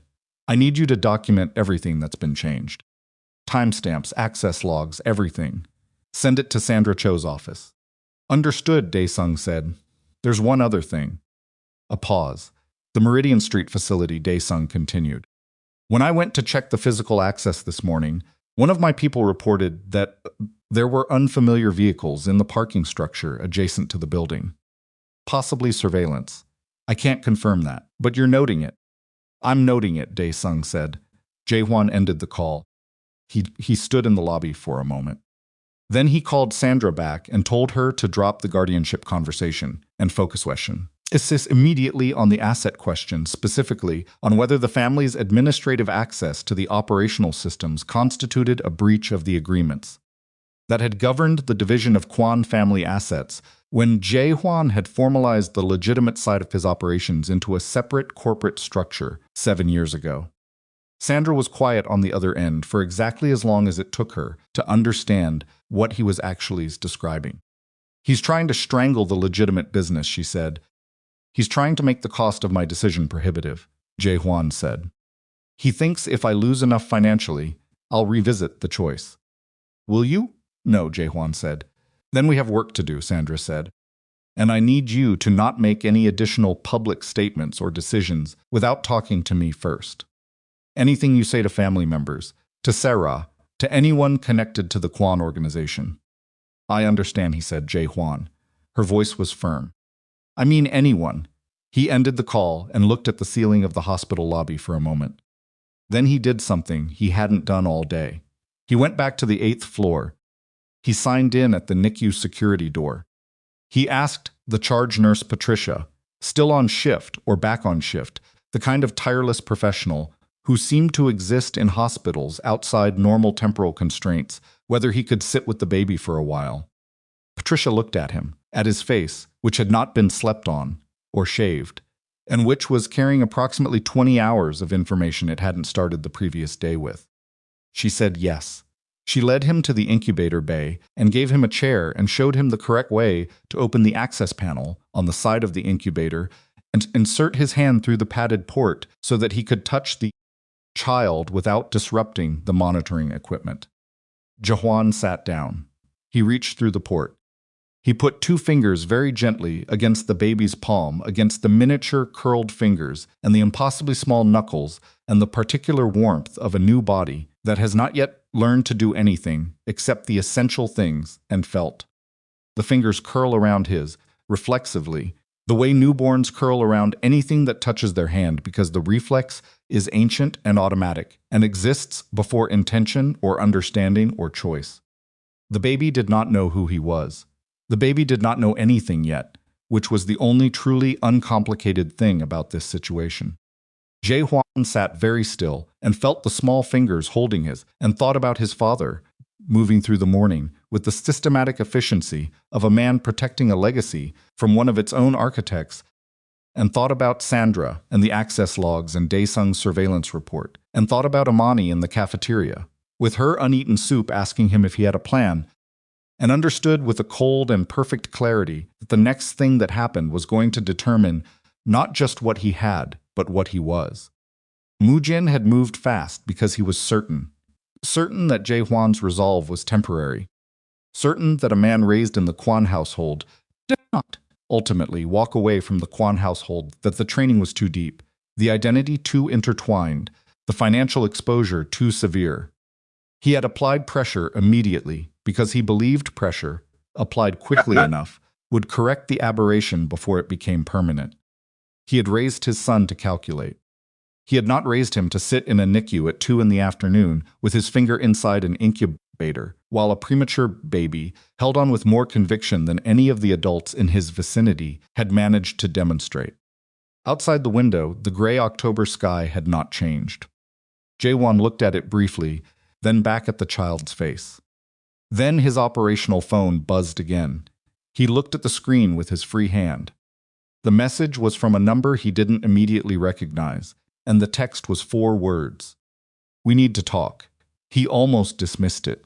Then the second message arrived from the same number, and it contained 3 words that changed the temperature of the room entirely, that reached back through the previous 24 hours, and reordered the significance of everything that had happened, that identified a piece of the situation Jae-hwan had not known was a piece at all. It was from Do-yun, and the 3 words were, "It wasn't Sira." Jae-hwan pulled his hand out of the incubator slowly, careful not to disturb the monitoring leads, and looked at the phone screen for a long moment without moving. "It wasn't Sira." He read the 3 words again, then again. The way you read something that doesn't resolve into meaning on the first pass, because your brain is resisting the implications before your eyes have finished processing the letters. He typed back one word, explain. The response took 40 seconds. Long enough that Jaewon stood up from the chair and walked to the corner of the NICU bay, putting his back to the wall, the incubator visible from where he stood and the door visible too. The automatic orientation of a man who had spent 20 years ensuring he could see every entrance to every room he occupied. Do-Yun's message came in fragments, the way urgent things get typed without punctuation, without the careful construction of a man who normally chose his words strategically. The affair wasn't Sira's idea to hide. Your father found out 2 months before the wedding. He came to me, told me to stay quiet, said if I said anything he would end me. Not professionally. End me. I was scared. I've been scared for 2 years. Sarah didn't know he knew. Nobody knew he knew except me and him and now you. Jaewon read it twice. His father had known. Not since this morning, not since last night when Songjin made calls. Moojin had known for 2 years. He had known before the wedding, before the pregnancy, before every conversation he'd had with Jaehwan about the baby, in which he'd expressed what Jaehwan had taken for genuine if complicated feeling. He had known and he had managed it, contained it, used it. He typed, "Where are you?" "Do-Yun Hotel, downtown. Don't come here. He has people watching me. I think he's been watching me since this morning when you cut me out. I'm sending you something. A recording. I made it 2 years ago when he came to see me. I kept it because I wasn't sure what I was going to need it for. I'm sending it now because I'm done being afraid of him." The file came through 30 seconds later. Audio. 11 minutes and 43 seconds. Jaehwan looked at Patricia across the room. She was doing a check on a different incubator, her back to him. He put in an earbud. He pressed play. The recording was made on a phone, the audio quality imperfect ambient sound, some room tone, the occasional creak of furniture, but the voices were clear enough. Baek Do-Yun, whose voice Jaewon had known for 30 years, and Kwon-Mujin, whose voice Jaewon had known for his entire life. Moojin's first words in the recording were not a greeting. They were, "You have been sleeping with my son's fiancée." Do-Yun's response was silence. Then, "I don't know what you're referring to." Then the sound of something being placed on a table. Paper, maybe. Photographs. "Moojin, I'm not here to discuss whether it happened." "It happened. Sira has confirmed the timeline to my satisfaction. What I am here to discuss is what happens next." "Do-Yun, sir." "Moojin, she is going to marry Jaehwan. She is going to be a good wife. She is possibly pregnant, which we will handle, depending on the timing." "You are going to say nothing. You are going to continue your work as if none of this exists. And you are going to be, from this day forward, in my debt in a way that has no ceiling and no expiration date." A long pause. "Do-Yun, and if I don't, Moojin, then the Meridian Street arrangement becomes a problem for personally, not for the family. You know what I mean by that. You have been the operational face of things that I have been careful to ensure are not documented as mine. That changes the moment you decide to be honest." The recording continued for 9 more minutes. Do-Yun's capitulation rendered in careful, humiliated monosyllables. Moojin's terms delivered with the unhurried precision of a man who had done this before and understood that the most effective intimidation was the kind that left no room for interpretation. Jaewon listened to all of it. Corner of the NICU. Bae, with a premature infant 3 feet away, and listened to his father's voice arranging the architecture of the last 2 years of his life, the way you arrange furniture efficiently, without sentimentality, with complete confidence that the objects being moved had no say in their placement. When the recording ended, he took the earbud out. He stood very still for a moment. Patricia glanced over. "Sir, are you all right?" "I'm fine," he said. The automatic response. He was not fine. He was something considerably more specific than not fine, something that didn't have a clean name, because it sat at the intersection of fury and grief, and a cold, clarifying understanding that rearranged his entire comprehension of the situation. His father had not come to the hospital this morning to protect the family from Jaehwan's decision. He had come to protect himself from a decision that might unravel 2 years of careful management that had included keeping Do-yun compliant through blackmail. A sound like green wood splitting, keeping Si-ra contained through the implicit threat of what her husband's family was capable of, and keeping Jae-won in the dark through the simple expedient of ensuring that no one who knew the truth was willing to say it. The lockout of the operational accounts this morning had not been punishment. It had been a silencing mechanism. Remove Jae-hwan's financial independence, make him dependent on the family network again, and the leverage returned. Jae-won forwarded the recording to Sandra's encrypted line with a one-sentence message. Listen to this before we speak. Then he called Dae-sung. I need a car, not the usual one. Something clean. And I need you to find out, without alerting anyone in the family network, whether there is physical surveillance on the Meridian Street building or any of our other Chicago assets. Already on it, Dae-sung said. How soon do you need the car? 20 minutes. He went back to the incubator. He looked at the baby for a moment, the small chest, the monitors, the knit cap. I'll be back tonight, he said quietly, not performing it for anyone. Just saying it, the way he had learned over months of talking through Si-ra's stomach, that saying things out loud made them more real than thinking them. He left. Sandra's office was on the 31st floor of a building on Wacker Drive that had the kind of view that reminded you Chicago was a serious city built by people who understood that height was a form of argument. She was standing when he came in, which meant she had listened to the recording and had not sat back down. She was 52, Korean American, with the contained energy of someone who had spent decades turning other people's crises into navigable problems. She was good at it. She was one of the best Jae-hwan knew. But the expression she was wearing when he walked through her office door was not the expression of a woman who had turned this into a navigable problem yet. Sit down, she said. I'm fine standing, Jae-hwan. Sit down, he sat. She put both hands flat on the desk. The recording is usable, she said. As evidence of coercion in the context of the asset lockout, it establishes that your father's actions this morning were not routine family business decisions, but part of a 2-year pattern of coercive management of people connected to you. That's significant. That potentially gives us grounds to challenge the administrative lockout as a breach of the 2017 corporate separation agreement. Potentially, he said. The recording also has implications I need you to understand clearly. She paused. The specific language your father uses regarding the Meridian Street arrangement and Do-yun's exposure, if that becomes part of a legal proceeding, it is going to open doors that you may not want open.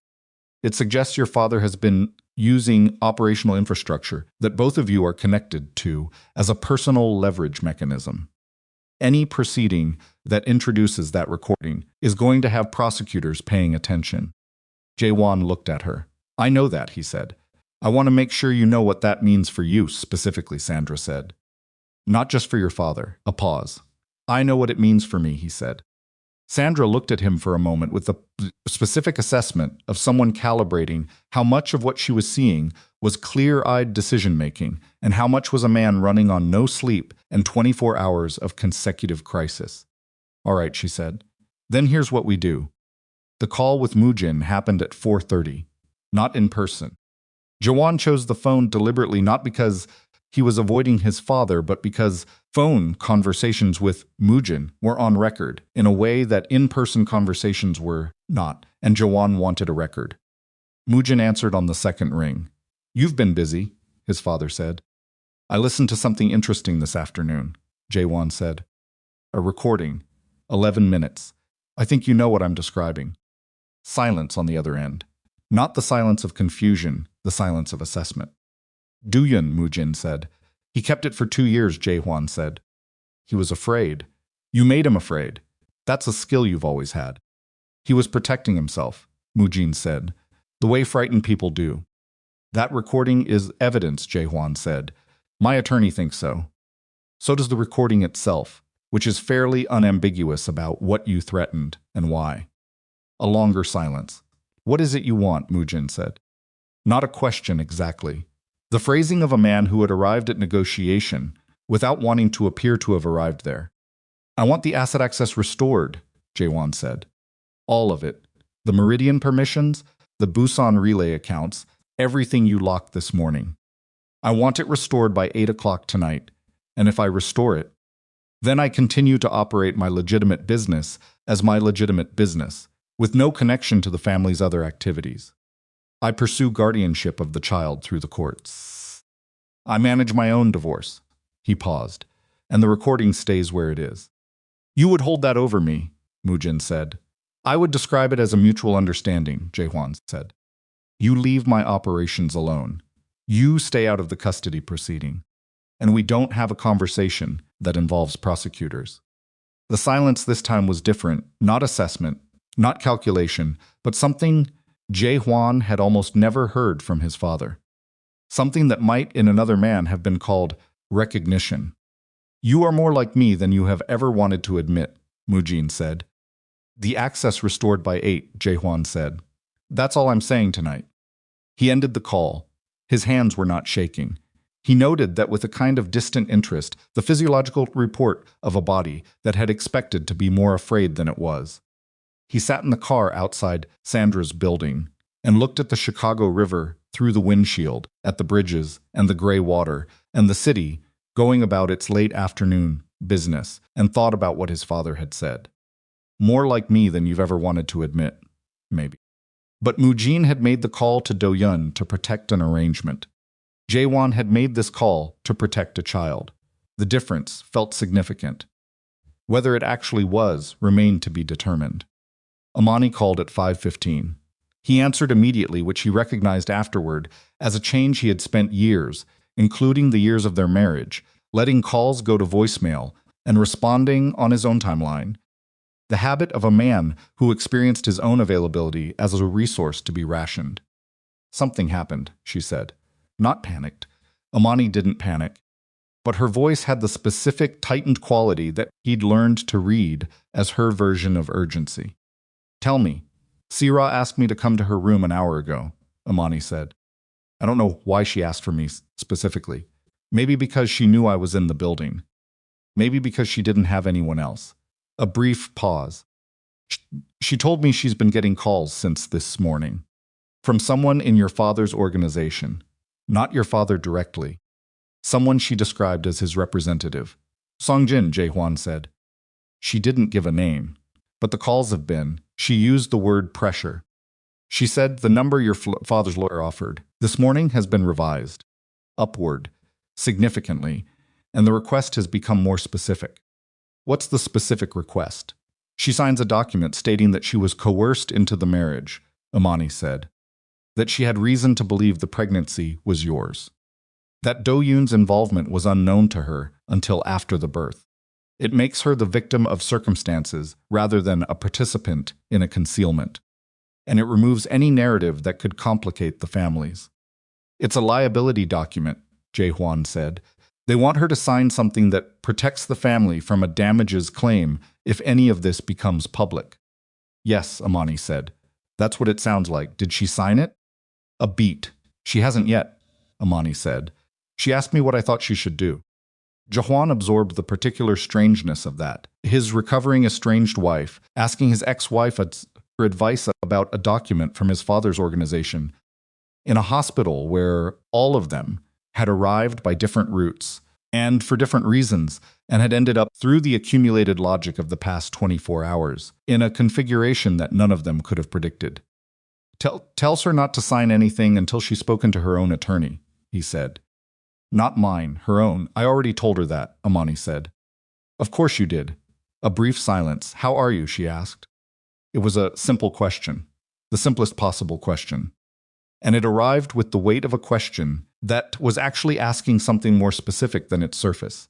Not how are you managing the situation, but how are you, the man sitting in a car outside a building, having just leveraged a recording his father against his father, and not yet fully registered what that meant for the shape of his remaining relationships with his family. I don't know yet, he said honestly. Ask me tomorrow. I'll ask you tomorrow, she said. She ended the call. He was back at the hospital by 6. He went to Sira's room first because the document situation required his attention before Songin's calls became something more concrete than calls. Sarah was sitting up in the hospital bed with her phone in her hand, and the expression of a woman who had been making decisions from positions of incomplete information for long enough that she was no longer certain she trusted her own judgment. She looked at him when he came in, and her first question was not about the document. "How is he?" she said. Jaewon understood she meant the baby. "Stable," he said. "They're pleased with his breathing. He's small, but he paused. He's fighting." Something moved through Sirah's face. Not quite grief, not quite relief. The expression of someone who loved something they had not allowed themselves to fully claim. He sat down. "The document," he said. "I haven't signed it." "Don't," he said. "Get your own lawyer. Not Park, not anyone connected to the Kwan organization. Someone entirely outside all of this. Tell them what's been offered and why, and let them advise you." "Your father." "My father is managing his exposure," Jaehwan said. "Not yours. Whatever he's offering you, it's structured to benefit him first. That doesn't mean you can't negotiate something that benefits you too, but you can't do that without representation." Sirah looked at him. "Why are you telling me this?" "Because you're still the child's mother legally," he said. "And what you sign in the next week is going to affect his life as much as mine. I need you thinking clearly, and I need you represented by someone whose job is to protect you, not the family name." She was quiet. "I didn't want to hurt you," she said. "I need you to know that. Whatever you believe about the rest of it, I didn't want to hurt you." He looked at her for a moment. "I believe you," he said. "I also believe that not wanting to hurt someone and not hurting them are two different things, and that the difference lives in the choices you make when the cost of honesty is high." He stood. "Get a lawyer, Sirah." He left. The hallway outside Sirah's room was empty in the direction of the elevators and occupied in the other direction by Seong-jin. He was standing 15 feet away, near the nurse's station, talking to someone on his phone. He finished the call when he saw Jaehwan come out of the room. He pocketed the phone. They looked at each other across the corridor. Seong-jin started walking toward him. Jaehwan didn't move. His cousin stopped at a conversational distance, close enough to speak quietly, far enough to maintain the fiction of casualness. "You've been busy," Seong-jin said, the same phrase his father had used. Coordinated, or coincidental, in the way that shared language in a family was always both. "You've been following me," Jaewon said. Seong-jin's expression didn't change. He was good at this, the smooth surface, the even effect, the way he'd spent 37 years learning to present as reasonable while executing whatever was required beneath the reasonableness. "My uncle is concerned," Seong-jin said. "He wants to make sure you're making decisions from a rested state." "My father wants to make sure I'm making decisions that protect his exposure," Jaehwan said. "You want to make sure I'm making decisions that benefit your position. Those are different things from concern." Seong-jin tilted his head slightly, a small acknowledgement that they were done with the performance. "You can't win this version," Seong-jin said quietly. Not threatening, almost conversational, the tone of someone offering an accurate assessment of a situation they have studied carefully. "Oh, you think the recording changes the leverage equation? Maybe it does, in a courtroom. But courtrooms take time, and in the time between now and a resolution, your operations are going to be managed by infrastructure that your father controls. You know that. You've always known that. The corporate separation was never as clean as Sandra told you it was." "How do you know what Sandra told me?" "A beat. Small." "Telling," Seong-jin, Jaewon said. "Quiet. How do you know what my attorney has told me?" His cousin's jaw tightened minimally, and Jaehwan understood not gradually, but all at once, the way certain understanding arrived, a complete and irrevocable, that the information moving from his conversations with Sandra to his father's awareness had not been traveling through Dae-sung, had not been traveling through surveillance on his movements, had been traveling through someone inside Sandra's operation. "You put someone in her office," Jaehwan said. "You've been using her firm for 11 years, Seong-jin said. "People develop relationships in 11 years. "Get out of this hospital," Jaehwan said. "Jaehwan." "I am not going to say it again," Jaehwan said. Still quiet. The quietest possible register. The register that people who knew him understood was not a preliminary to escalation but escalation itself, completed internally, leaving only the clean instruction at the surface.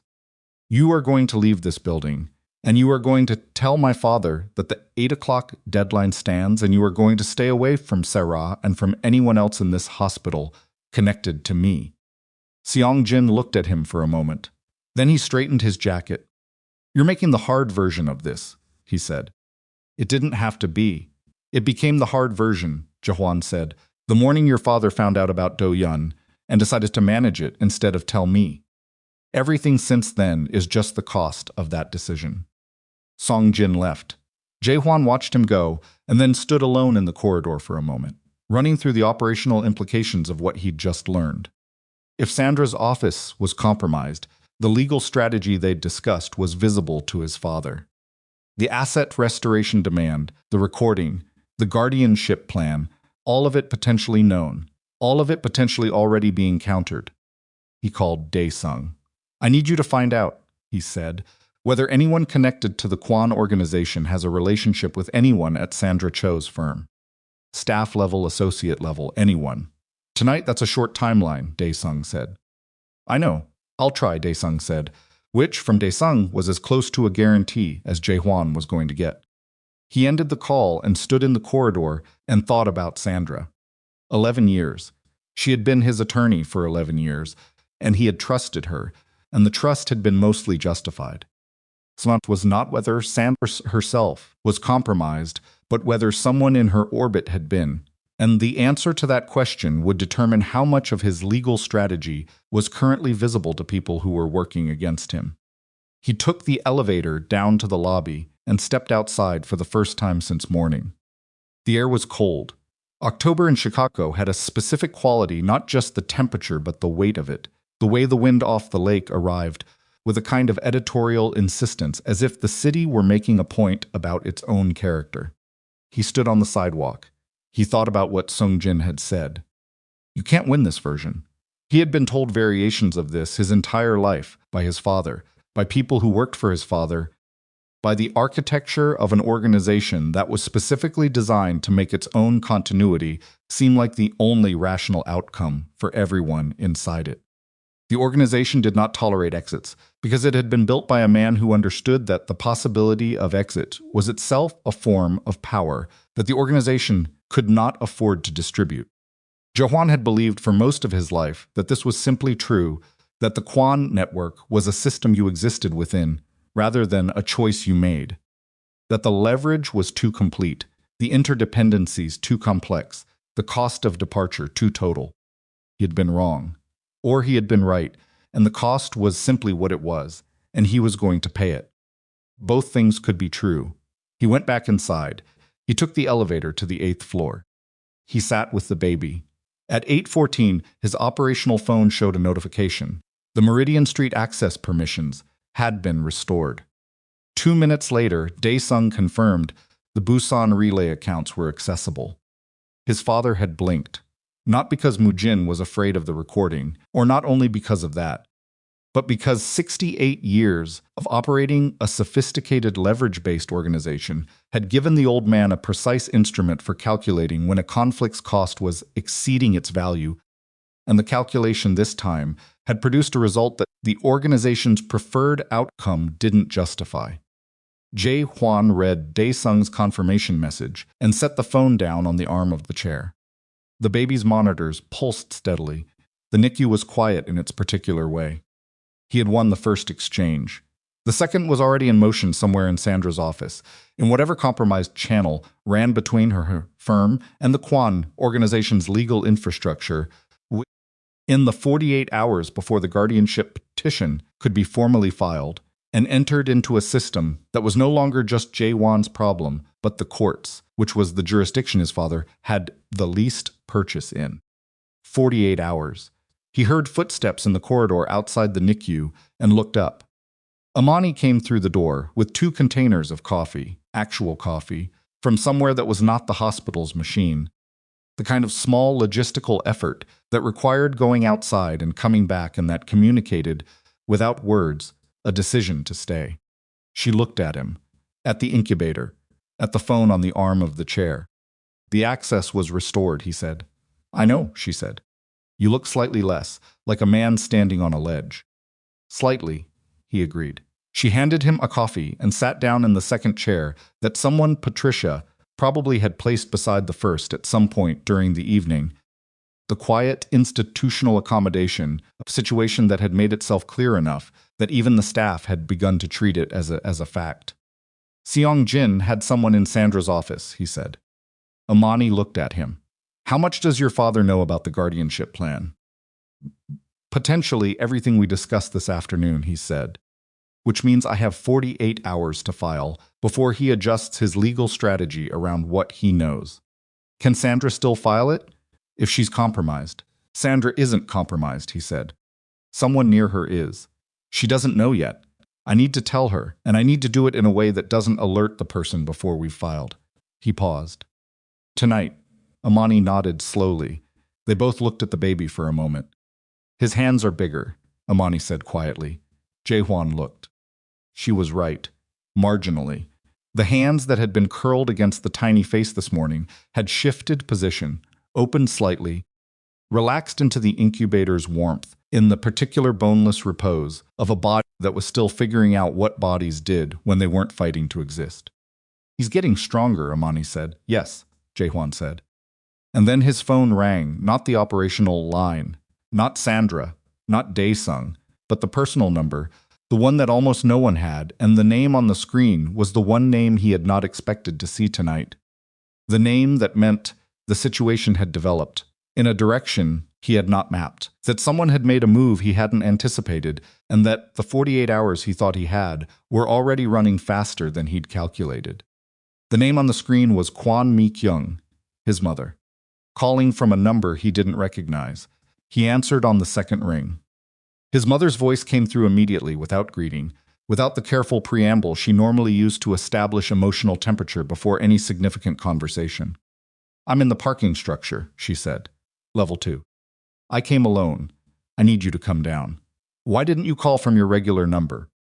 Because Mujin's people have access to my phone, she said. This is a number I purchased this afternoon from a convenience store. I've been sitting in this parking structure for 2 hours, deciding whether to call you. Jae-hwan looked at Amani. She was watching him read the call, tracking his expression, with the attention of someone who had learned, across years of living alongside him, that his face during phone calls was more informative than most people's faces during conversations. Stay with him, he said to Amani, meaning the baby. She nodded once. He went. Level 2 of the parking structure was poorly lit and mostly empty at this hour, the concrete columns throwing irregular shadows across the few remaining cars. His mother was in a dark sedan. He didn't recognize a rental. He assumed, or something borrowed from someone outside the family's regular network. She was sitting in the driver's seat with the engine off and the window down, and she was not wearing her coat, which meant she had been sitting there for long enough. The temperature inside the car had equalized with the October air outside, and she had stopped noticing the cold. That, more than anything else, told him what kind of state she was in. He got in the passenger side. Mi-kyung looked straight ahead through the windshield at the concrete wall. She was 63 years old, and she looked, tonight, every year of it, in a way she normally did not, the careful composition that she maintained in public stripped away, leaving behind something more accurate and more painful. Her hands were in her lap. Her posture was impeccable. Even now, the deep trained straightness of a woman who had learned early that how you held your body in difficult rooms was the first line of defense.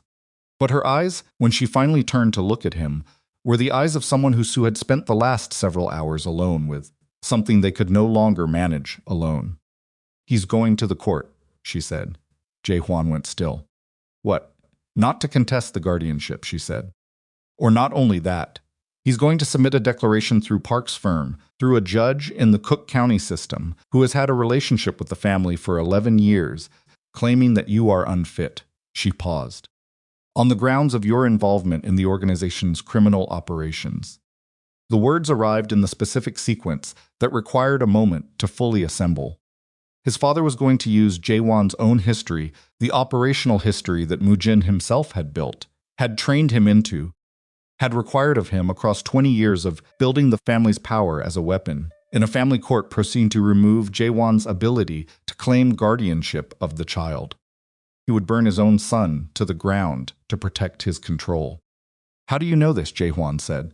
Because he told me, Mi-kyung said. This evening, at the house. He told me as I think he thought it was reassurance, that he had found a solution to the situation. She looked at her hands. He said it in the tone he uses when he has already decided something and is informing me after the fact. The way he always speaks to me. When is he filing? Tomorrow morning, she said, before your attorney can file the guardianship petition. The declaration goes in first, which creates a cloud over your fitness as a guardian that the court has to address before it processes your petition. First, the word landed with its full weight. His father had learned the filing timeline through the compromised channel in Sandra's office and had used that information to construct a legal move that preceded and undermined Jaehwan's legal move, the way the old man had always operated, not by blocking the opponent's action, but by arriving first in the space the opponent intended to occupy. The declaration, Jaehwan said carefully, what specifically does it allege? I don't know the exact language, Mi-kyung said, but he mentioned the Vancouver arrangement, the Meridian accounts, and she stopped. Jaehwan. There are documents, records that the organization maintained on the legitimate business's behalf. Things that were structured to look like they originated from your decisions when they originated from the family's decisions. He said he has those documents and they will be submitted as evidence. Jaehwan understood what this was. The organization had spent years building a paper trail that pointed toward Jaehwan's personal involvement in decisions that had actually been made by Moojin and the operational layer beneath him. It was standard practice in the way the Kwan network ran its affairs insulation through attribution, distributing legal exposure across the people who were most useful as shields. Jaehwan had known this, in the abstract, the way you know things about the environment you operate in without fully confronting their implications. He had believed, perhaps naively, that the exposure ran both ways, that if the documents implicated him, they also implicated his father, which made them mutually assured rather than weaponizable. He had not accounted for his father being willing to use them unilaterally. He would expose himself, Jaehwan said. He would expose the parts that point to you, Mi-kyung said. He's had 11 years to restructure the documents that point to him. He's been careful. You know how careful he is. Jaehwan looked at the concrete wall through the windshield. Why are you telling me this? He said. His mother was quiet for a moment. Because I have been watching the people my husband loves pay the price of who he is for 40 years, she said. Your father, the organization. What I convinced myself was protection. What I called love when it was fear. Her voice was steady, but it was the steadiness of enormous effort, the kind that leaves marks. I went to Amani 8 years ago because I was afraid of what Moojin would do to you. And I was right to be afraid of that. But I was wrong about the solution. I asked her to carry something that wasn't hers to carry, and she did it because she was young and she loved you. And I used that. She paused. I have to live with that. Yes, Jaehwan said. Not cruelly. Simply, I don't want to live with this too, she said. She reached into the back seat and brought forward a folder. She placed it on the dashboard between them. Everything in that folder came from Moojin's private records, she said. I have had access to those records for 40 years, because for 40 years he has trusted that I would never use them. What is in that folder is not a weapon against the documents he's going to submit tomorrow. It's something different. It's the evidence that the decisions attributed to you in those documents were made by him, in his name, documented in his records, with annotations in his handwriting. Jaehwan looked at the folder. You took these from the house, he said. I photographed them this afternoon, she said, while he was on a call with Park. I have been carrying a copy of the house's record storage access codes for years. I never intended to use them. Tonight I did. He picked up the folder. He opened it. He spent 3 minutes going through it in the bad light of the parking structure, reading his father's handwriting in the margins of documents that he had seen versions of, or that he had been told referenced decisions he'd made. Decisions he now understood were being reattributed in the official record to protect someone who had never, in 40 years of operating, allowed himself to be the most visible name on a page. If I give this to Sandra, he said, the declaration falls apart, Mi-kyung said. What he submits implicates you. What you submit implicates him. The mutual exposure makes the declaration too costly to pursue. He won't file, and if he files anyway, then both of you are in front of people you don't want to be in front of, she said. But you will not be alone there. He closed the folder. He looked at his mother. She was looking at her hands again, the hands of a 63-year-old woman who had made a series of decisions she believed were love and had learned gradually and expensively that love and fear wore each other's faces, and the difference was only visible in what happened to the people you said you were protecting. This ends your marriage, he said. When he finds out you took these. My marriage has been over for most of its duration, Mi-kyung said. I simply didn't have the courage to say so. She looked up. Your son is in the NICU. You should be with him. He's not biologically. I know what he is biologically, she said, with a sharpness that was, somehow, a sound C-teen, the most maternal thing she'd said in the conversation, the specific impatience of a woman who did not want the person in front of her to make the same mistake she'd made for 40 years.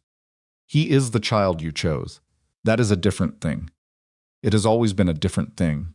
I spent 40 years believing otherwise, and I have nothing to show for it, except a husband who was willing to use his own son as a legal instrument. She put the window up. Go, she said. He got out of the car. He stood in the parking structure with the folder under his arm and listened to his mother's rental car start and the tires roll slowly toward the exit, and he did not move until the sound had faded entirely. The sound was completely silent around him, until there was nothing left but the folder and the cold air, and the understanding that the woman who had started all of this 8 years ago in a kitchen, asking a young woman to take the weight of something that wasn't hers, had tonight done the one thing that might actually finish it. He called Sandra from the parking structure. She answered on the first ring, which meant she had been awake and expecting the call. He told her about the declaration, about the timeline, about the folder. Sandra was quiet for 15 seconds after he finished, which was a long time for Sandra. I need to see that folder tonight, she said. I'm on my way to you, he said. And Jaewon, she said. When this is done, when the guardianship is filed and the declaration is neutralized you, and I need to have a very long conversation about the structure of your operations and what exposure remains. I can't protect you from things I don't know about. I know, he said. I mean a complete conversation, she said. Not the managed version. I know, he said again. He went. Sandra filed the guardianship petition at 7:41 the next morning, 17 minutes before Park's office opened. The counter-domication the folder's contents, formalized and submitted as a supplemental declaration, through Sandra's firm went in simultaneously. Addressed to the same Cook County family court judge that Moojin had been planning to approach through his own channels. The judge, whose 11-year relationship with the Kwan family had been conducted entirely through Park's office, and had therefore entirely mediated by Moojin's careful management of what the judge saw and didn't see, received both documents at the same time. Park called Sandra at 8:15. The declaration was withdrawn by 8:40. Moojin did not call Jaehwan. He would not call for 6 weeks. Noah Kwan, the name Jaehwan had chosen quietly, without announcement, without asking anyone's permission, came off ventilator support on day 9. He was small but ferocious in the specific way of premature infants, the way of things that have had to work harder than usual just to arrive and have stored that effort somewhere in their cellular memory. The NICU nurses had opinions about him, the kind of professional affection that careful people develop for patients who require and reward attention, and Pritra, in particular, had developed a relationship with the situation that she expressed through the placement of an extra chair in the bay and the occasional cup of actual coffee that appeared without explanation beside the chair Jaehwan occupied most evenings. He came every morning. He came every evening. In between, he managed the reconstruction of his operational structure from a temporary office downtown, working through Dae A-sung and a small team of whose loyalty had been tested by the previous week's events and confirmed through it. The Busan relay required renegotiation without the family network's backing, which was complicated and expensive, and ultimately survivable.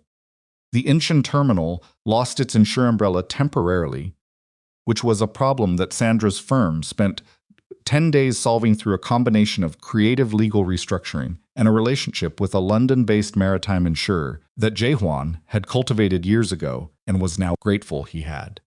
The legitimate business shrank. Then it stabilized. Then it began slowly, the way things that have been stripped down sometimes do, to look like something that belonged entirely to the person running it. Sarah signed the parental relinquishment documentation on day 12, in a session that took 40 minutes with her own attorney present and that Jae-hwan did not attend. Her attorney sent Sandra a message afterward, saying that Sira wished the child well and asked only that when he was old enough he be told that his birth had not been unwanted, that the circumstances had been complicated, that the adults around him had been imperfect, but that he himself had not been the problem. Jae-hwan read this message in the NICU bay with his hand through the incubator port. He thought about it for a long time. Then he thought about what he was going to tell Noah, someday, about all of it, about Sarah and Do-yoon, and the particular catastrophe that had preceded his arrival, and he understood that the story he told would be the one the child carried into adulthood, and that the story needed to be true without being a weapon, honest without being a wound that never healed. He didn't know yet how to do that. He had 19 days in the NICU to start working it out.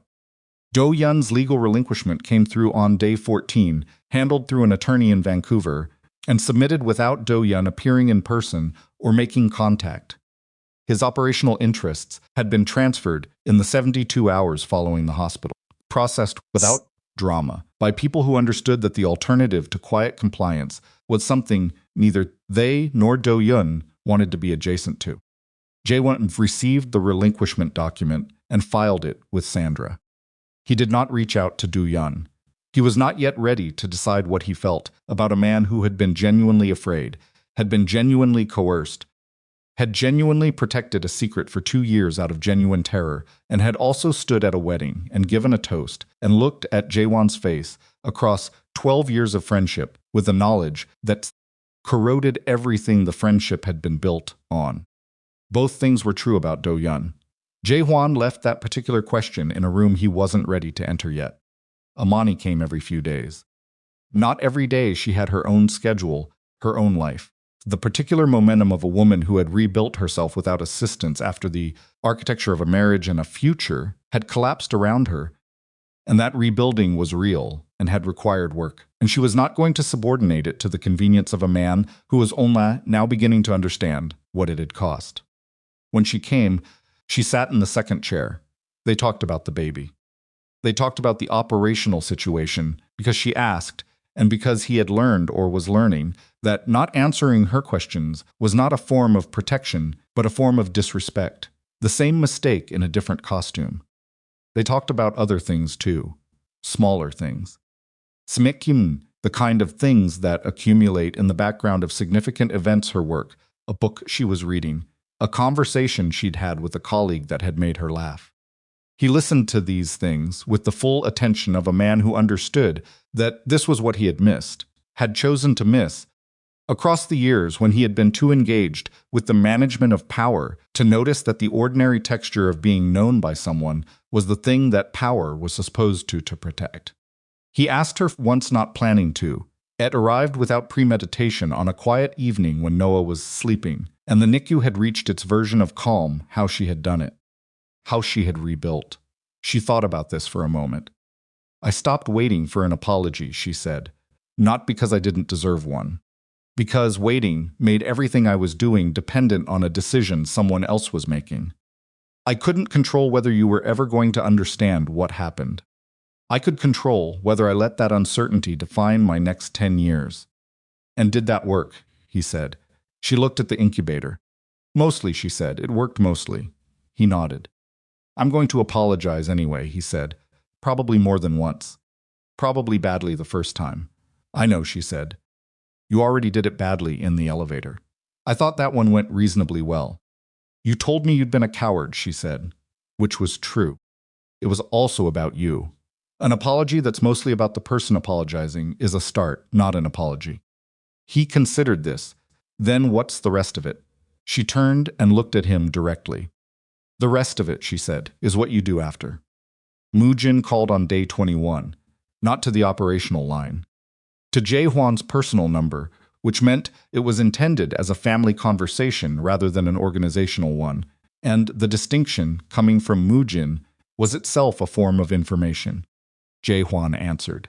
There was a moment of silence on both ends, the particular quality of silence between two people who have not spoken since a significant thing happened, and are each determining the register of the conversation before it begins. The child, Mujin said finally, he is home. It was not a question, but it contained a question. Yes, Jae-hwan, since yesterday. Noah had come home on day 19, a word that required some adjustment, home being a house outside Chicago that Jae-hwan had rented on short notice with the specific criteria of being quiet, having sufficient space for a child's care, and being far enough from the Kwan estate that showing up unannounced required a decision rather than an impulse.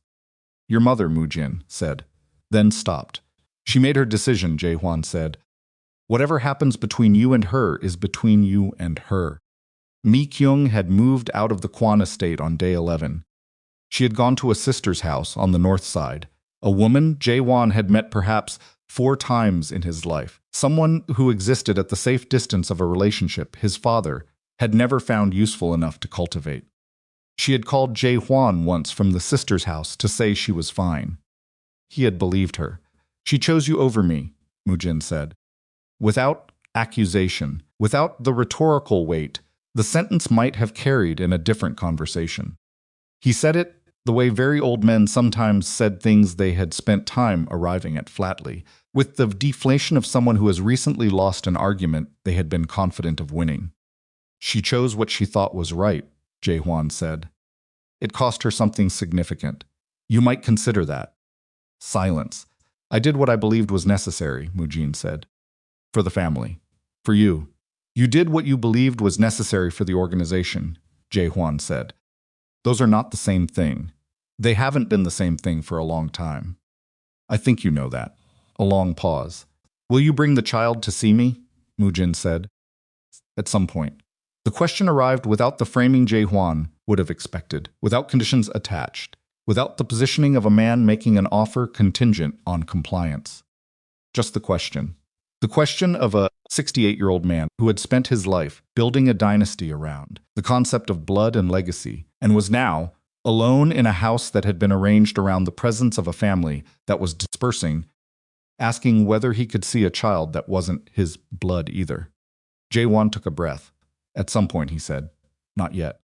All right, Mujin said. He ended the call. The house outside Chicago had a small backyard that ended at a neighbor's fence, a kitchen that was slightly too small for comfortable cooking, a second bedroom that Jae-hwan had set up with second-hand furniture purchased in a rush from 3 different stores over the course of a single exhausting afternoon, and a quality of quiet that was different from the enforced silence of the Kwan estate. Not the quiet of controlled spaces, but the quiet of ordinary life going about its ordinary business outside the windows. Noah cried a great deal in the first weeks. This was normal, the pediatric nurse had said. Premature infants sometimes had regulatory difficulties, their nervous system still calibrating to a world they'd entered before quite finishing the preparation. The crying was not distress, exactly, or it was distress, in the sense that being newly outside the body and still figuring out light and sound and temperature was genuinely hard, and the only available communication was the sound. Jae-hwan learned to distinguish the cries. Hunger was a specific pitch. Discomfort was a different one. The cry that meant he simply wanted presence, wanted the weight and warmth of being held by something larger than himself, was the one Jae-hwan found most difficult to describe to other people and most immediately recognizable from 2 rooms away.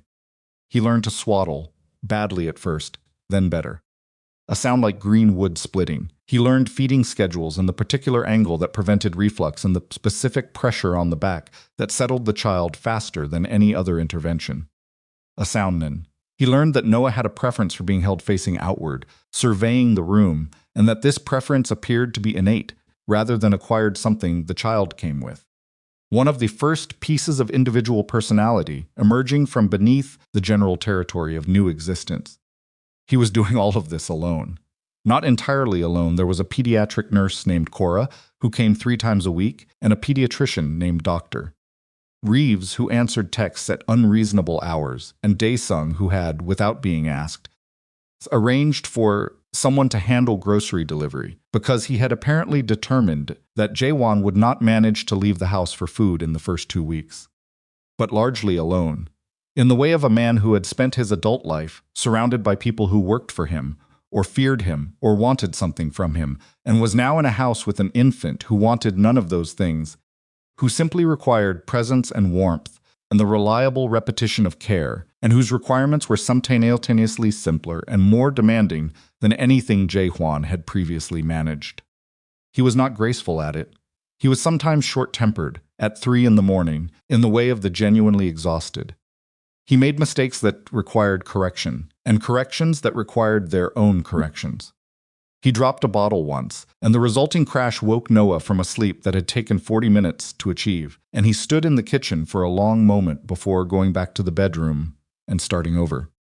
He started over. Every time he started over. Amani came on a Tuesday 3 weeks after Noah came home. She knocked, which she had been doing, not walking in. Not treating the space as one she had a claim to, maintaining the careful distance of someone who was making their own decisions about proximity on their own timeline. He opened the door, and she was standing on the porch with a bag from a Vietnamese restaurant that had recently opened near the hospital, and a look that suggested she had walked from her car while deciding whether to knock. "I brought food," she said. "You look like you haven't eaten a real meal in a while." "I ate yesterday," he said. "That's not reassuring." He stepped back from the door. She came in. The house looked, she noticed, like a place that had been set up by someone who understood the practical requirements of childcare and had a limited amount of time and emotional bandwidth to attend to anything beyond those requirements. It was not messy exactly, but it had the functional density of a space organized entirely around an infant, the bouncer in the living room corner, the swaddle blankets draped over the back of the couch, a sound like green wood splitting, the feeding supplies arranged on the kitchen counter with the precision of someone who had learned through trial that having everything accessible was not a luxury but a strategy. She set the food on the kitchen counter. Noah was in the bouncer, awake, conducting his ongoing assessments up the ceiling, with the serious, unfocused gaze of a child who was still getting used to having eyes. Amani crouched down in front of the bouncer. She looked at him. A sound like green wood direction, he looked in her general direction, which was the closest thing to looking at someone that his visual development currently allowed. "Hey," she said, quietly. "Hey, little man." His face moved not quite a smile. The smile was still weeks away, but the precursor of one, the facial adjustment of a nervous system beginning to understand that certain presences were recognizable and that recognizable presences were, in the preliminary vocabulary of the world, good. Jaewon stood in the doorway between the kitchen and the living room and watched this. He watched Imani sit cross-legged on the floor in front of a bouncer in his rented house and talk quietly to a child who had no biological claim on either of them and who was nonetheless, through some combination of choice and circumstance and the strange arithmetic of the previous month, the organizing fact of both their lives. "He's got your eyes," Imani said. "Not looking up, he doesn't," Jaehwan said. "The expression," she said, "when he's deciding whether to trust something. He does this thing where he goes very still first." Jaewon came and crouched beside her. He looked at the child. Noah had gone still, in the way Amani had described the evaluative pause of a creature taking in information before deciding what to do with it. "He does do that," Jaehwan said. "It's you," Amani said. "I don't know how, but it's you." They were close together. The two of them crouched in front of the bouncer. A sound, and the proximity was not the proximity of people who had found their way back to something. It was the proximity of people who were still some distance from wherever they were eventually going, who were moving toward it in the cautious, sustainable way of people who had learned what it cost to move too fast. "I want to ask you something," Jaehwan said. "All right. I'm not asking for an answer tonight," he said. "Or this week. I'm asking because I've been thinking about it, and I think I should say it out loud instead of managing it alone. Amani looked at him. There is a version of the next year, he said, where you visit. Where no one knows you as the person who visits. And that is, he paused. That is something I can live with, if that's what you need it to be. She waited. And there is a different version, he said, where this is something. Where what we're doing right now sitting on this floor, in this house, with this child is the beginning of something that has a shape I can't entirely see yet, but that is going in a direction. And that version, he stopped again. I'm not asking you to choose that version tonight. I'm asking whether it's a version you're willing to consider.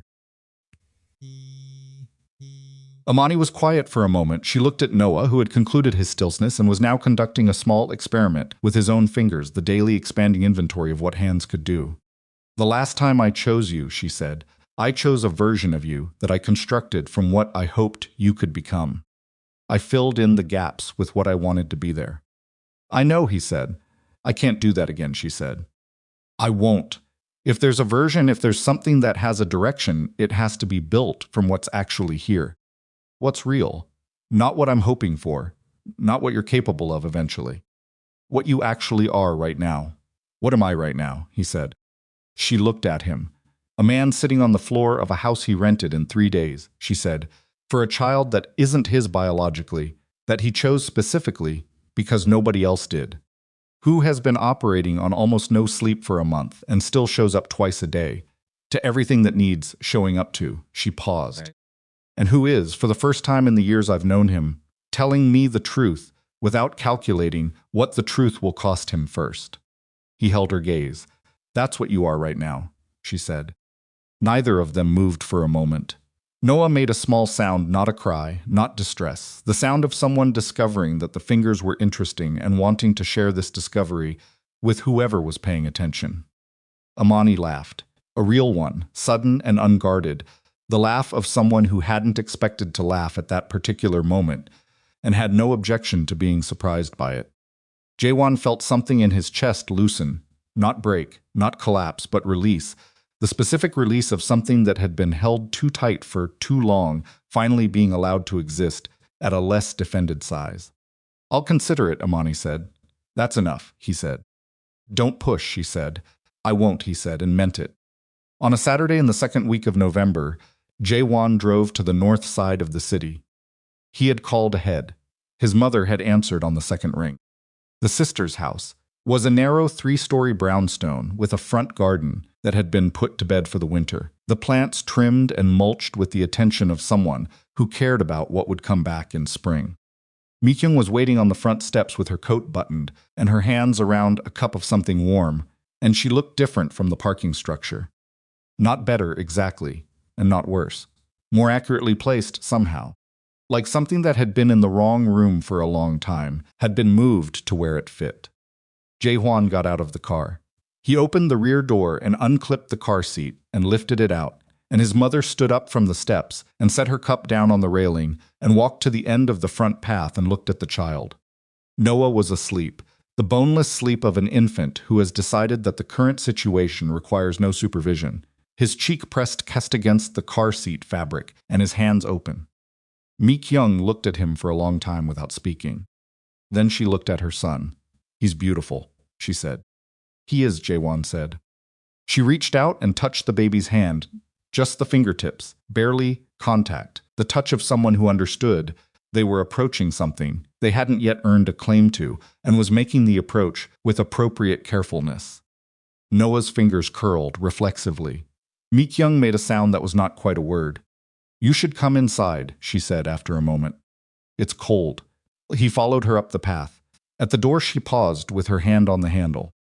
I owe Amani something, she said, not looking at him. Addressing the door. I have been trying to decide what that looks like. Whether an apology reaches anything worth reaching. I don't know, he said honestly. That's her decision. But the trying matters. Yes, she said. I know that now. She opened the door. He carried Noah inside. The first birthday happened on a day in early spring when Chicago was doing the particular thing. Chicago did an early spring half committed to warmth, the other half still arguing for winter, the air unable to decide. trees starting the work of leaves while the lake maintained its position. The backyard of the rented house had enough room for the small gathering Jae-hwan had managed to assemble. Cora, the pediatric nurse, who had become something closer to a family friend than a professional relationship, Dr. Reeves, who had accepted the invitation with the warmth of a man who enjoyed watching the patients he'd worried about become sturdy. Dae-sung, who arrived with a gift wrapped badly in a manner that suggested he had found the selection of the gift considerably more complex than any operational challenge he'd recently faced, and Mi Kyung, who sat in a lawn chair near the fence and watched the afternoon with the expression of someone learning slowly how to be present at something good without expecting it to require a cost. Amani brought the cake. She had made it herself, which was not something she was expert at. It was slightly uneven, frosted in a way that was more enthusiastic than precise, with a single candle in the center and Noah's name written across the top in blue frosting that was legible, if you allowed for some interpretation. She set it on the outdoor table and stepped back and looked at it. "It's a little lopsided," she said. "It's perfect," Jae-hwan said. "You're being generous.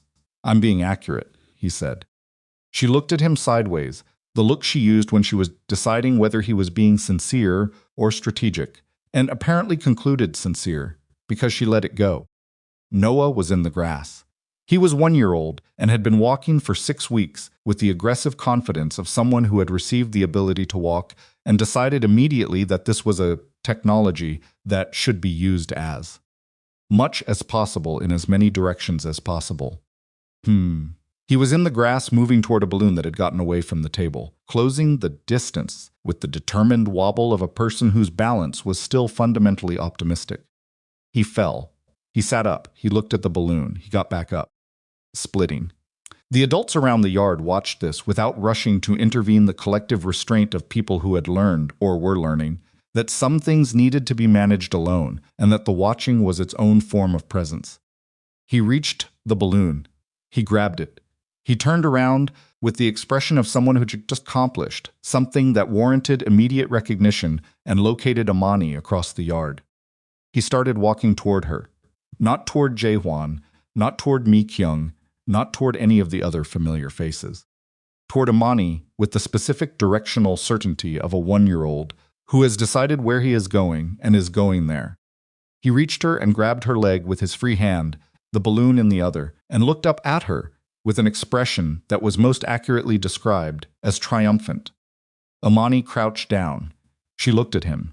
Then she looked up at Jae-hwan across the yard. Something moved between them, not a conversation, not language, something underneath language, the communication of two people who have arrived from very different directions and at the same place, at the same time, and who understand, without saying it, that this moment is not a conclusion, but a beginning, and that the beginning is fragile and honest and built without shortcuts, and that they are both, for the first time, choosing it with their eyes open. Jae-hwan walked across the yard. He crouched beside Amani. He looked at Noah, who was still holding the balloon, with the gravity of someone guarding something important. "Nice catch," Jae-hwan said. Noah looked at him. Then he held the balloon out. An offering. The instinctive generosity of a child who has something and wants to share it with the person beside him, not because he has been taught to, but because the impulse arrived before the teaching, which was perhaps the most truthful thing Jae-hwan had seen all year. He took the balloon. He held it. He did not let go. Later, when Cora had gone home, and Dr. Reeves had gone home, and Dae-sung had gone home with his badly wrapped gift receipt still in his coat pocket, when Mi Kyung had kissed Noah's forehead at the door with the careful tenderness of someone learning that love expressed through openness cost less than love expressed through control, when the afternoon had completed itself and Noah was asleep in his crib in the second bedroom with the even breathing of the deeply tired later, Jae-hwan and Amani stood beside the lake.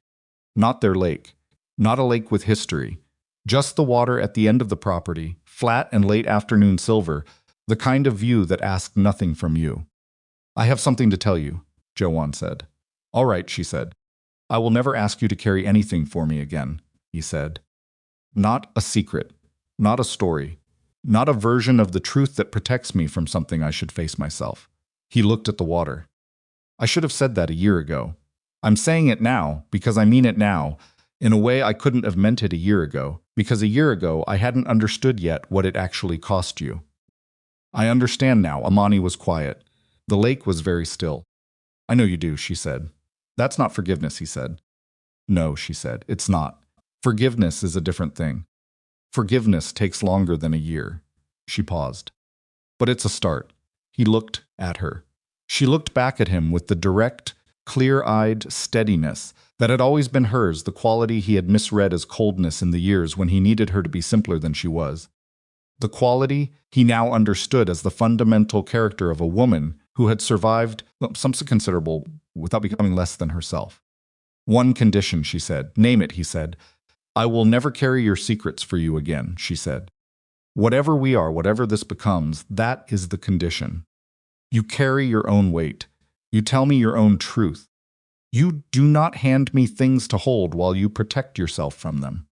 He held her gaze. I promise you that, he said. She nodded slowly. Then she reached out and took his hand. Not a dramatic gesture. Not a reconciliation scored for an audience. Just a hand, taking wood splitting.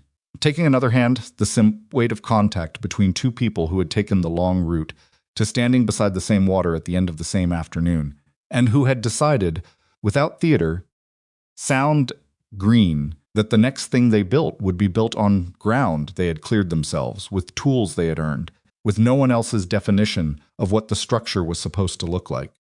Noah slept. Outside, the lake held its own surface, still and silver, reflecting what was actually there.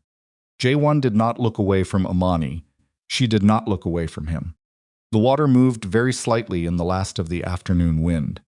And the day ended the way the best days end, not with resolution, not with closure, but with the quiet, irreversible forward motion of people who have finally stopped running from the true shape of their own lives and have decided at last to live inside it.